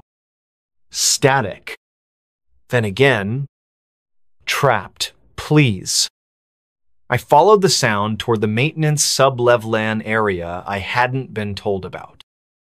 The stairs were narrow and slick with moisture. The deeper I went, the colder it got. At the bottom was a long hallway lit by red emergency bulbs. I moved slowly, every step echoing like a gunshot. The voice came again. "Don't leave me here." I turned the corner. The hallway ended at a massive steel door marked Furnace Room B. It was ajar. I pushed it open. The heat hit me like a wave, but the room was empty except for a single charred hard hat resting in the center of the floor. The name etched into it? K.L. The worker who'd left mid-shift. Or, rather, hadn't left at all. I backed out of the room, heart hammering. That's when the door slammed shut behind me. I screamed and banged on the door, but it wouldn't budge. Then the whispers began. At first, it sounded like steam hissing from the pipes. But then I heard words. "We never left." "Join us." "Burned, but not gone." The lights dimmed. Shadows stretched across the walls, writhing like they were alive. I turned in circles, flashlight trembling. And that's when I saw them. Figures emerging from the darkness, half-formed, their bodies blackened and twisted. Faces melted, eyes hollow. They moved slowly, dragging themselves toward me with jerky, unnatural movements. I screamed, ran. I don't remember how I escaped the sublevel. Somehow, I made it back to the control panel. I grabbed my keys, my bag, and bolted out the front door into the rain. When I looked back, the lights in the factory windows were all off, except one, up on the second floor. And in that window, I saw a silhouette watching me. It raised a hand and waved. I quit the next day, didn't ask for my paycheck, didn't tell the agency what happened. A week later, I saw a news article. Temporary worker vanishes during night shift at Harlan Steelworks. A new guy, hired to cover my old spot. They never found him. And the factory? Still operational. Still hiring. But some nights, when I'm driving past those cornfields, I swear I see smoke rising from the roof. And if I roll down the window, I can still hear the whispers. We never left. Do you believe in ghosts now? Because I didn't. Until I met them. Next story. The small town that forgot it existed. I never thought I'd stumble into something so unnatural.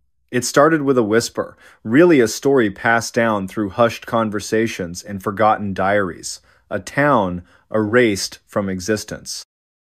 Not just physically, but mentally, as if it had never been there at all. The kind of tale you dismiss as folklore until you find yourself standing on its threshold. My name is irrelevant now. I've tried to hold on to it, but the harder I grasp, the more it slips away like sand through my fingers. All I know is that I was drawn here by curiosity, or perhaps something darker, an urge to uncover what should remain buried. This place, this small town that forgot it existed, it calls to those who dare look too closely. Let me take you back to where it all began. It was late autumn when I first heard about it. I was in a bar, one of those dingy little holes in the wall where the patrons seem older than the building itself. The bartender mentioned it almost offhandedly while wiping down a glass already clean enough for surgery. "Ever hear of Eldon Hollow?" he asked, his voice low, conspiratorial. Eldon Hollow. The name rang hollow in my ears as though it carried some weight I couldn't yet understand. I shook my head, prompting him to lean closer, his breath warm against my ear. "They say it's a ghost town," he whispered, "but not the kind with tumbleweeds and skeletons. No, this place, it's alive. People still live there. They just don't remember anything." He stopped then, letting the words sink in. My pulse quickened, not out of fear, but fascination. What kind of town could exist like that? How could people forget everything, their names, their families, even the concept of time? "Where is it?" I pressed, unable to mask the eagerness in my tone. The bartender smirked, leaning back as though satisfied with my reaction. "That's the thing," he said. "You can't find it unless it wants you to." And yet, somehow, I did. The drive to Eldon Hollow felt endless. My GPS flickered and died halfway there, replaced by static-filled silence. Maps showed nothing but wilderness where the town supposedly lay. But I kept driving, guided by instinctor, maybe something else entirely. When I finally arrived, it was dusk, and the air smelled faintly of earth and decay. At first glance, Eldon Hollow seemed ordinary. Rows of quaint cottages lined narrow streets, their windows glowing softly with lamplight. Smoke curled lazily from chimneys, carrying the scent of wood smoke. Children played in the street, laughing without abandon. Couples strolled arm in arm, their faces serene. Yet beneath the surface, something wasn't right. I parked near the edge of town and stepped out, my boots crunching on gravel. Immediately, I noticed them, the townsfolk. They moved like automatons, performing mundane tasks with mechanical precision. A woman swept her porch despite the absence of dirt. A man watered plants that didn't need watering. Their movements were precise, deliberate, but devoid of purpose. And their eyes held no spark, no recognition. No one acknowledged me as I walked past. Not a glance, not a word. It was as though I didn't exist. Curiosity overrode unease, and I pushed deeper into the heart of Eldon Hollow. The main square was eerily quiet, save for the ticking of a massive clock tower looming above. Its hands spun wildly, defying logic. One moment it read 3:17 p.m., the next midnight, then noon again. Time meant nothing here. A shopkeeper stood behind his counter, arranging jars of preserves. He looked up as I entered, his expression blank. "Can I help you?" he asked, his voice monotone. "I'm looking for information," I replied cautiously. "About the town, about why it feels so strange." The shopkeeper tilted his head, confusion flickering across his face before smoothing over. "Strange?" he echoed. "This is Eldon Hollow. There's nothing strange about it." "But..." I hesitated, unsure how much to reveal. "Don't you notice? The clocks? The way people act?" His brow furrowed slightly as though struggling to comprehend my meaning. Then he smiled a brittle, forced smile and said, "Maybe you're tired. Traveling can do that to a person. Why don't you stay the night? Rest your mind." Before I could respond, he turned away, resuming his task with robotic efficiency. I lingered for a moment longer, unsettled, before stepping back outside. As the hours passed, the oddities multiplied. At the bakery, I watched a young girl repeatedly stack and unstack loaves of bread, her actions mechanical and repetitive. Across the street, a barber shaved the same customer over and over, each stroke identical to the last. Conversations faltered mid-sentence, speakers staring blankly ahead as though searching for words that refused to come. Time stretched thin here, warping and twisting like taffy pulled too far. Minutes dragged into hours, days blurred into weeks, yet no one seemed to notice or care. Life in Eldon Hollow was a loop, a perpetual cycle of meaningless motion. By evening, I sought refuge in the local inn, hoping to piece together what I'd witnessed. The innkeeper greeted me warmly, though her smile lacked warmth. She introduced herself simply as Mrs. Harper, offering little else.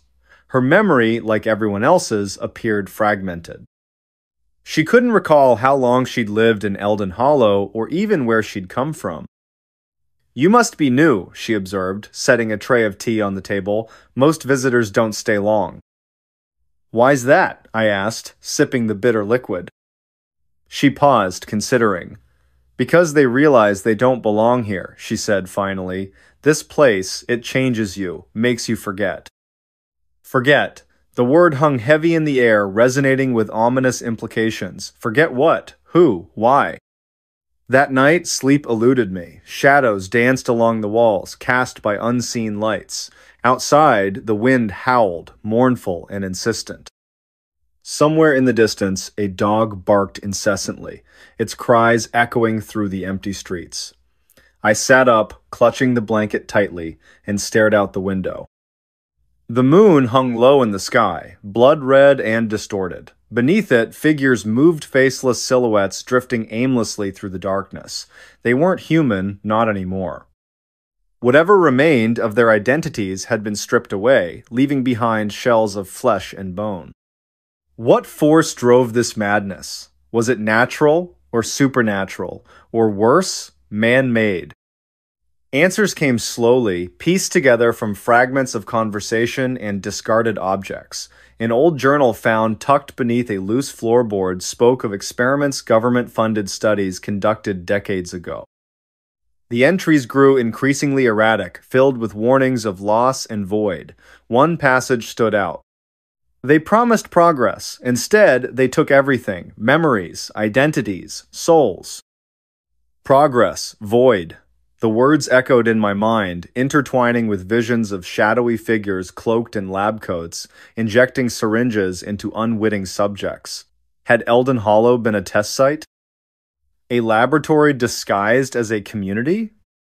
Or was something older, darker at play? Some cosmic entity feeding on identity, consuming the essence of humanity like prey? The latter explanation sent chills down my spine, yet it fit the surreal atmosphere better than any scientific rationale. Evidence mounted as I explored further. In the church basement, I discovered photographs yellowed snapshots of smiling families, children playing, couples embracing. None of the current residents recognized themselves in these images. To them, the past was a void, a black hole devouring all traces of who they once were. In the schoolhouse, dusty yearbooks sat abandoned on shelves, pages flipped open to reveal portraits of students whose names were scribbled out, replaced by question marks. Teachers gazed stoically into the camera, their expressions vacant, even the dates were smudged, unreadable. Somewhere deep within the labyrinth of memories and mysteries, I began to suspect the truth. Eldon Hollow hadn't always been this way. Once, it had Three-Veda bustling hub of life and culture. Then, something happened. Something catastrophic. Days or perhaps weeks passed in a haze. My own grip on reality weakened as I delved deeper into the town's secrets. Faces became familiar, yet unfamiliar. Voices whispered in my ear, urging me to join them, to let go of my burdens. One morning, I woke to find myself standing in front of a mirror.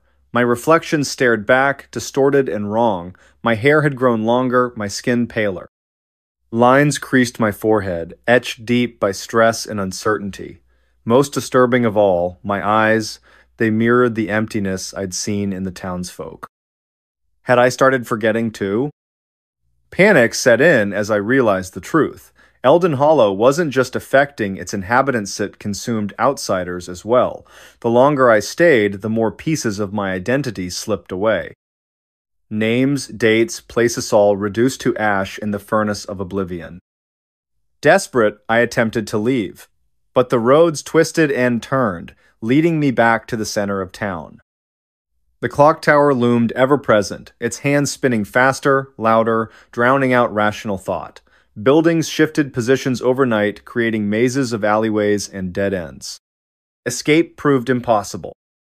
And then, the twist. While rummaging through an abandoned house, I uncovered a photograph tucked inside a drawer. The image showed a younger version of myself, arms wrapped around a group of friends. Behind us stood the unmistakable silhouette of the clock tower. I froze, staring at the photo in disbelief. How could this be? If I'd been here before, if I'd been part of Eldon Hollow? The realization hit like a freight train. I wasn't just a visitor, I was one of them. Time collapsed in on itself after that. Days blended into nights, minutes stretched into eternity. The townsfolk welcomed me back not with joy, but with indifference. Another soul reclaimed by the void. Another fragment added to the collective amnesia. Now, as I sit alone in the inn, penning these final words, I feel the pull of forgetfulness tugging at my mind. Names slip from memory, faces blur, emotions fade. Soon, I won't remember who I am or that I ever was. Will you find this journal? Will anyone believe the tale of Eldon Hollow, the town that forgot it existed? Or will it vanish again, swallowed whole by the abyss? All I know is that the clock keeps ticking, faster, louder, closer.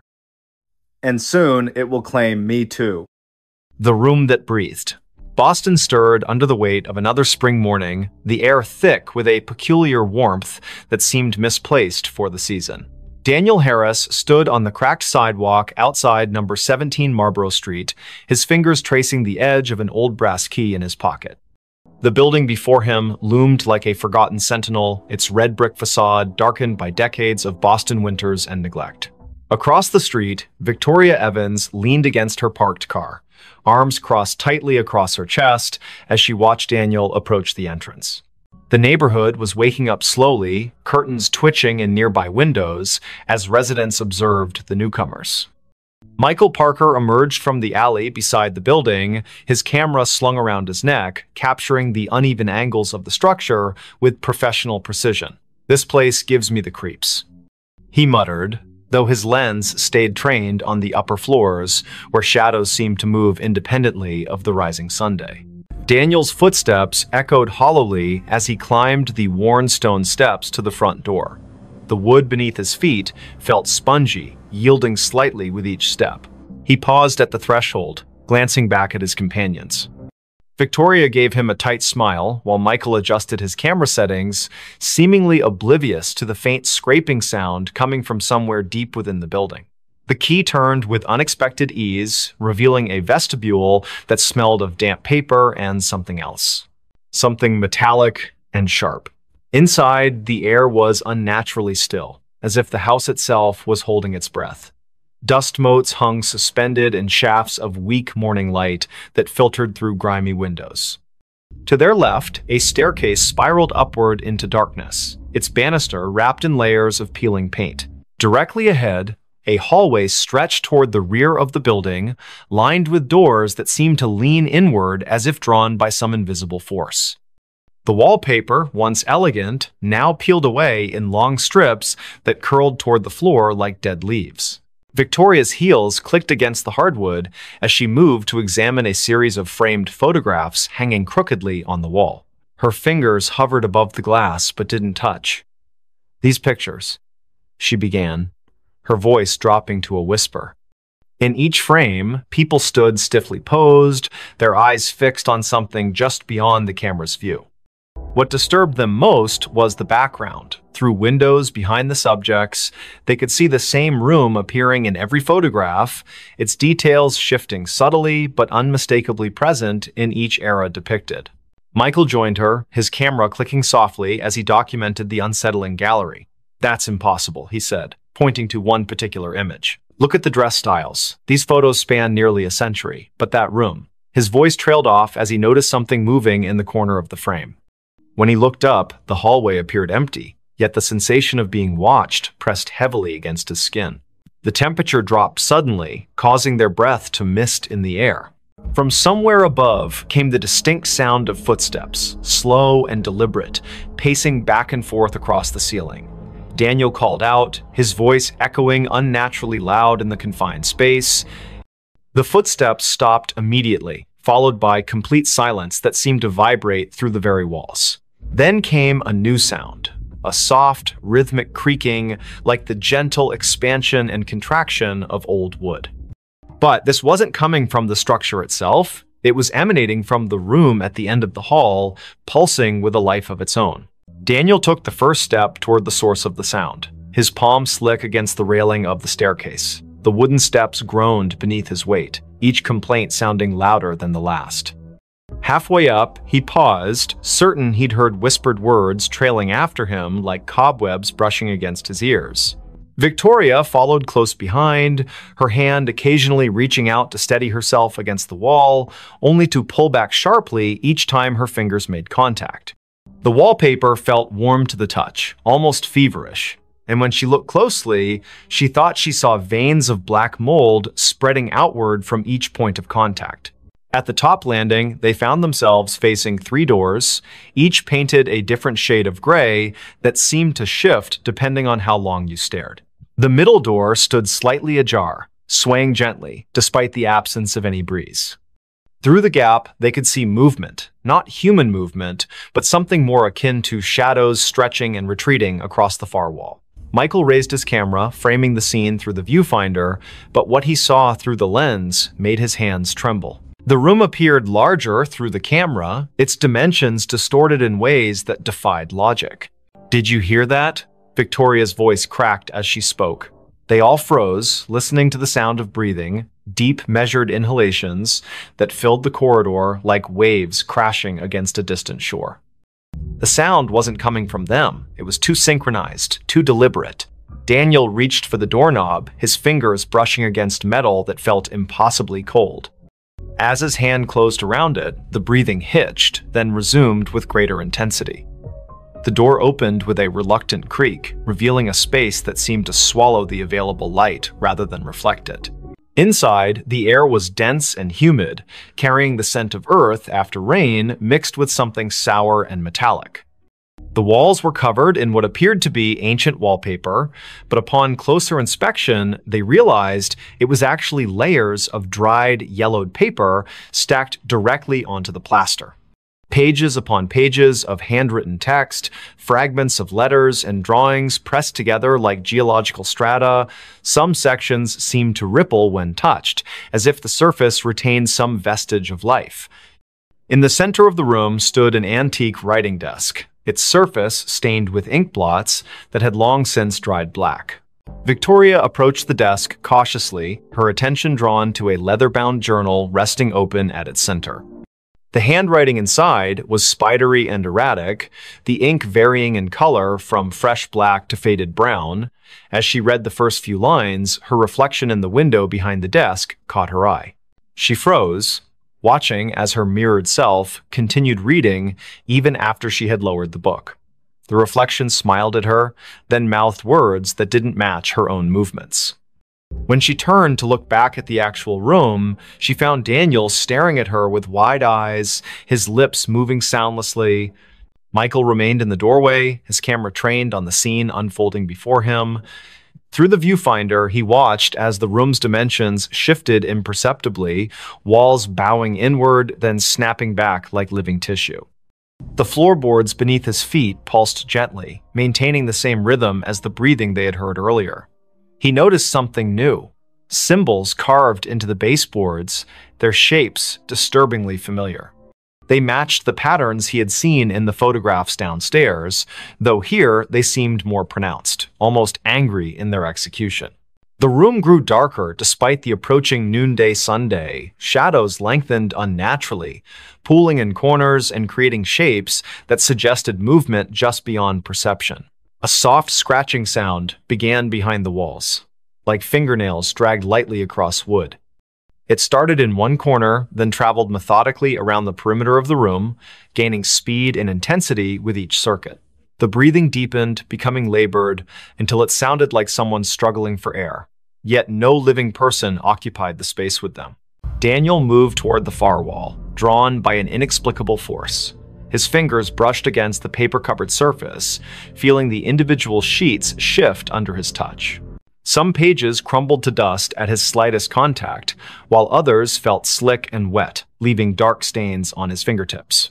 He realized with growing dread that the papers weren't merely covering the wall, they were growing from it, sprouting like fungal growths in the dim light. Words formed and reformed before his eyes, sentences rearranging themselves into coherent paragraphs that told stories of lives lived and lost within these walls. The breathing changed pitch suddenly, becoming higher and more rapid. The room responded physically, its walls expanding outward, then contracting violently. Books fell from shelves that hadn't been there moments before, their pages fluttering like wounded birds.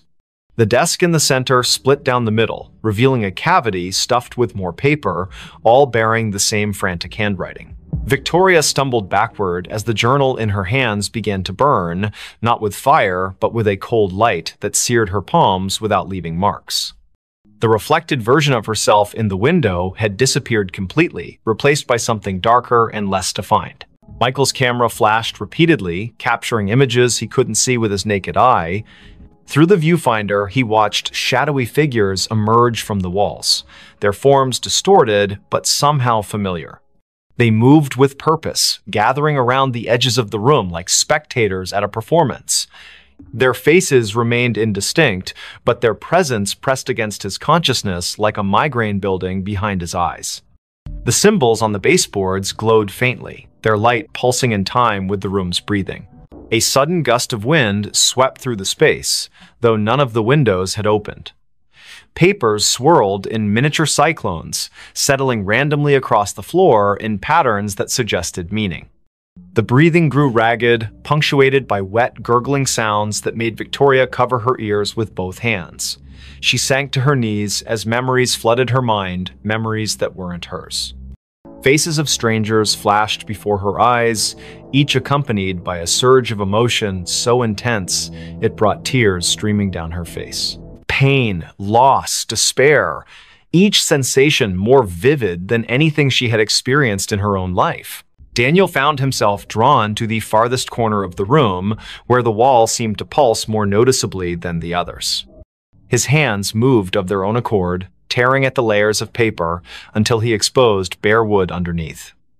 Carved deeply into the surface were names, hundreds of them, overlapping and intertwining like roots. Some he recognized from the photographs downstairs, others were unfamiliar but carried the same weight of tragedy. As he traced his fingers over the names, he felt them respond, the wood warming beneath his touch and the letters seeming to rearrange themselves into new configurations. The room's breathing became erratic, gasping now as if fighting for survival. The walls contracted violently, forcing everyone toward the center. Papers flapped like trapped birds, their whispers building into a cacophony of voices speaking in languages none of them understood. The symbols on the baseboards burned brighter, their light casting everything in harsh relief. Michael's camera died suddenly, its battery drained despite being fully charged that morning. Still, he kept pressing the shutter button, hoping to capture something of what he saw through the viewfinder, shapes moving just beyond the threshold of visibility. Victoria screamed as the floor beneath her feet gave way, not collapsing, but opening like a mouth hungry for sustenance. She fell forward, catching herself on hands that sank partially into the wood as if it had become liquid. The journal's cold light spread across her arms, illuminating veins that seemed to contain flowing ink rather than blood. Memories continued to assault her mind, each one bringing physical pain that made her whole body convulse. The reflected version of herself returned in the window, reaching out toward her with hands that passed through the glass as if it were water. Daniel tore at the wall faster now, his fingers bleeding as he clawed deeper into the wood. With each name he uncovered, the room reacted more violently. The breathing became wheezing, punctuated by wet coughs that sprayed droplets of something dark against the remaining intact wall. The uncovered names began to glow, their light joining with that of the symbols on the baseboards until the entire room shimmered with an otherworldly radiance. Shapes moved within the walls themselves, pressing against the surface from the other side like creatures trying to break free. Michael retreated to the doorway, his legs shaking as he watched his friends struggle against forces they couldn't comprehend. Through his useless camera, he saw the truth of the room laid bare. A massive, beating heart at its core, pumping darkness instead of blood through veins of corrupted wood. The symbols served as valves, regulating the flow of whatever malignant force inhabited the space. The photographs downstairs weren't just documentation, they were warnings, each one showing the room consuming another victim who had come too close to understanding its nature. The breathing stopped suddenly, leaving a silence so profound it hurt their ears. The room held its collective breath, waiting. The walls began closing in, not quickly, but inevitably, their movement accompanied by the sound of thousands of pages turning simultaneously. Victoria pulled herself free from the floor, her arms streaked with black ichor that evaporated into smoke before hitting the ground. The journal's light had consumed her shadow, leaving her outlined in negative space. She joined Daniel at the wall, helping him tear away the remaining paper in a desperate attempt to reach whatever core lay hidden beneath. As they worked, the room showed them its true face. The walls weren't solid, they were composed of compressed memories, each layer containing the essence of someone who had tried to understand or escape. Faces pressed against the surface from the other side, their mouths open in silent screams that vibrated through the very bones of the building. The symbols on the baseboards merged into a single pulsing sigil that dominated the floor, its light so bright it burned away the darkness entirely.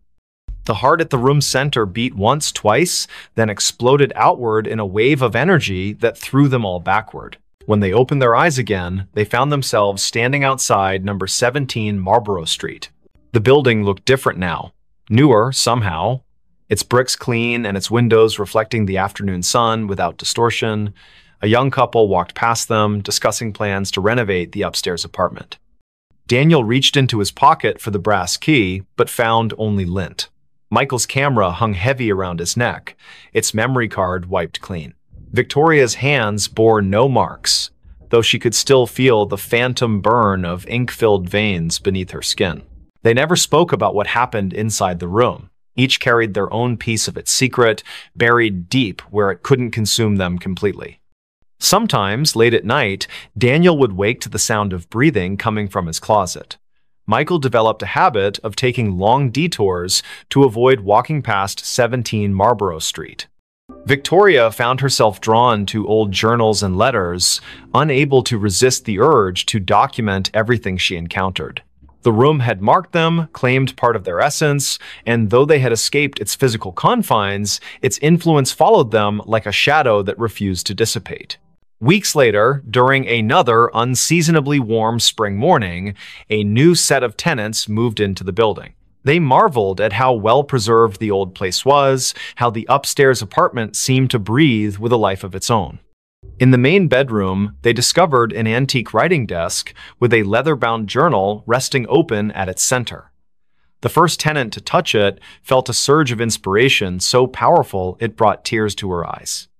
She began writing immediately, her pen moving across the page with a will that wasn't entirely her own. Outside, the wind picked up, carrying with it the faint sound of pages turning and the gentle, measured breathing of something that had waited patiently for new voices to add to its collection. Don't just watch in the dark, click subscribe, like, and join now. Before we begin, tell me, where are you listening from and what time is it there? The Book That Called Me. The streets of Chicago were slick with rain, reflecting the dim orange glow of streetlights like shattered mirrors. It was 5 in the morning, and the city seemed to hold its breath under a heavy sky streaked with gray clouds. The storm had rolled in from Lake Michigan without warning, drenching everything in sight. Victoria Evans stood on the corner of Wabash Avenue, clutching her coat tighter around herself as she waited for the traffic light to change. She hated mornings like this, cold, wet, and eerily quiet, but her job at the library demanded punctuality. Victoria worked at Harold Washington Library Center, a towering structure that loomed over South State Street like some ancient sentinel. The building's glass facade shimmered faintly in the pre-dawn gloom, catching the occasional flash of lightning that lit up the horizon. As she approached the entrance, her shoes squelching against the wet pavement, she noticed something odd, a single book lying face down on the steps leading up to the main doors. Its cover was dark, almost black, and water pooled around it in tiny rivulets. No one else was around. The security guard, who usually manned the early shift, hadn't arrived yet. She hesitated for a moment before picking it up. The book felt heavier than it should have been, its pages damp but not entirely soaked through. There was no title on the spine or cover, just an embossed pattern of swirling lines that seemed to shift slightly when viewed from different angles. A shiver ran down her spine, though she couldn't say why. Maybe it was the way the book felt. Alive somehow, pulsing faintly in her hands. Still, curiosity got the better of her. She tucked it under her arm and pushed open the heavy glass door. Inside, the library was silent except for the faint hum of fluorescent lights overhead. Rows upon rows of shelves stretched out into shadowy corners, their contents neatly organized, yet somehow foreboding in the dim light. Victoria made her way to the circulation desk near the center of the atrium, setting the book down carefully, as if afraid it might bite. Her fingers lingered on the cover for a second longer than necessary before she pulled them away abruptly. Something about it unsettled her deeply, though she couldn't put her finger on what exactly it was. Her co-worker, Daniel Harris, arrived shortly after, yawning loudly as he shuffled toward the desk. He was tall and lanky, with messy brown hair that stuck out in all directions despite his best efforts to tame it. "Morning, Vic," he muttered, glancing briefly at the book before shrugging. "What's this?" "I found it outside," Victoria replied, keeping her voice low so as not to disturb the stillness. "It doesn't have a title or anything." Daniel raised an eyebrow but didn't comment further. Instead, he reached out to touch the book, his hand hovering above it for a moment before making contact. His expression changed instantly from mild curiosity to outright alarm. "Whoa, this thing is freezing." Victoria nodded, though she hadn't thought much of the temperature earlier. Now that Daniel mentioned it, the air around the book did seem colder, almost unnaturally so. She watched as he flipped it open cautiously, revealing blank pages that looked yellowed with age despite being completely dry, or at least they appeared blank at first glance. When Daniel tilted the book slightly toward the light, faint words began to emerge, written in ink that shimmered like oil slicks. They weren't English or any language Victoria recognized, but the shapes twisted and writhed across the page, as if trying to escape the confines of the paper. "This is messed up," Daniel whispered, snapping the book shut quickly. He glanced around nervously, as if expecting someone or something to appear from the shadows. "We should probably report this to management." But Victoria shook her head firmly. "Not yet. Let me look at it again." She wasn't sure why, but the book called to her in a way she couldn't explain. It wasn't just curiosity anymore, it was compulsion, a gnawing need to understand what lay within those shifting symbols. Reluctantly, Daniel handed it back to her, muttering something about coffee before disappearing into the staff lounge. Alone now, Victoria opened the book once more. This time, the sensation was stronger, the weight of unseen eyes watching her every move. The text seemed clearer too, forming jagged patterns that pulsed rhythmically, almost like a heartbeat. Without realizing it, she leaned closer, her nose nearly brushing the surface of the page. And then she heard it a whisper, soft and insidious, threading itself into her thoughts. It wasn't audible in the traditional sense, more like a memory surfacing unbidden. The voice spoke in fragments, disjointed phrases that coalesced into meaning only when she focused hard enough. "Find me," it said. "Free me." Startled, Victoria slammed the book shut, her heart pounding wildly in her chest. Had Daniel heard it? Was she imagining things? She glanced toward the staff lounge, half expecting him to come running out, but there was no sign of him, just silence and the oppressive weight of the library closing in around her. For the rest of the day, Victoria tried to focus on her duties, shelving returned books and assisting patrons with research queries. But the presence of the mysterious volume weighed heavily on her mind. It sat on the edge of her desk, seemingly innocuous, yet impossible to ignore. Every time she passed by, she swore she could feel it humming softly, vibrating with suppressed energy. By late afternoon, the temptation became unbearable. She locked herself in the staff break room, determined to decipher even a fraction of what the book contained. The whispers returned almost immediately, louder this time, overlapping each other until they formed a cacophony of voices. Some pleaded for help, others screamed in agony, while a few laughed maniacally. Victoria pressed her palms against her ears, shaking her head violently to block them out. But the sound wasn't external, it came from inside her own skull, burrowing deeper with each passing second. Tears streamed down her face as she forced herself to concentrate, tracing the intricate patterns on the page with trembling fingers. Slowly, painstakingly, the symbols began to rearrange themselves, forming words she could finally understand. "They seek you," the text read. "They hunger." Before she could process what it meant, the lights flickered violently, plunging the room into darkness. A low rumble echoed through the building, like distant thunder, but somehow wrong, unnatural. Victoria scrambled to her feet, clutching the book tightly as she fumbled for the doorknob. When she stepped back into the main hall, the atmosphere had shifted dramatically. Shadows danced along the walls where none should exist, twisting and contorting into grotesque shapes. The air smelled metallic, tinged with decay. And worst of all, the silence was gone, replaced by faint scratching sounds, like claws dragging across wood. "Daniel?" she called out, her voice cracking with fear. No response. Panic rising, she moved toward the circulation desk, hoping to find some semblance of safety there. But as she rounded the corner, she froze. The shelves lining the aisles were no longer filled with books, they were empty, hollow husks stretching endlessly into the gloom. Where had everything gone? What was happening? A sudden movement caught her eye, a figure darting between the rows ahead. It was small, hunched over, moving with jerky, unnatural motions. Victoria backed away instinctively, clutching the book to her chest like a shield. The figure stopped abruptly, turning to face her. Its head tilted sideways, impossibly far, joints cracking audibly. Then it lunged. She screamed, stumbling backward as the creature skittered forward on all fours, its limbs elongated and spider-like. Its face, if it could be called that, was featureless save for a gaping maw lined with needle-sharp teeth. The thing moved faster than she thought possible, closing the distance between them in seconds. Just as it leapt toward her, Victoria threw the book at it in desperation.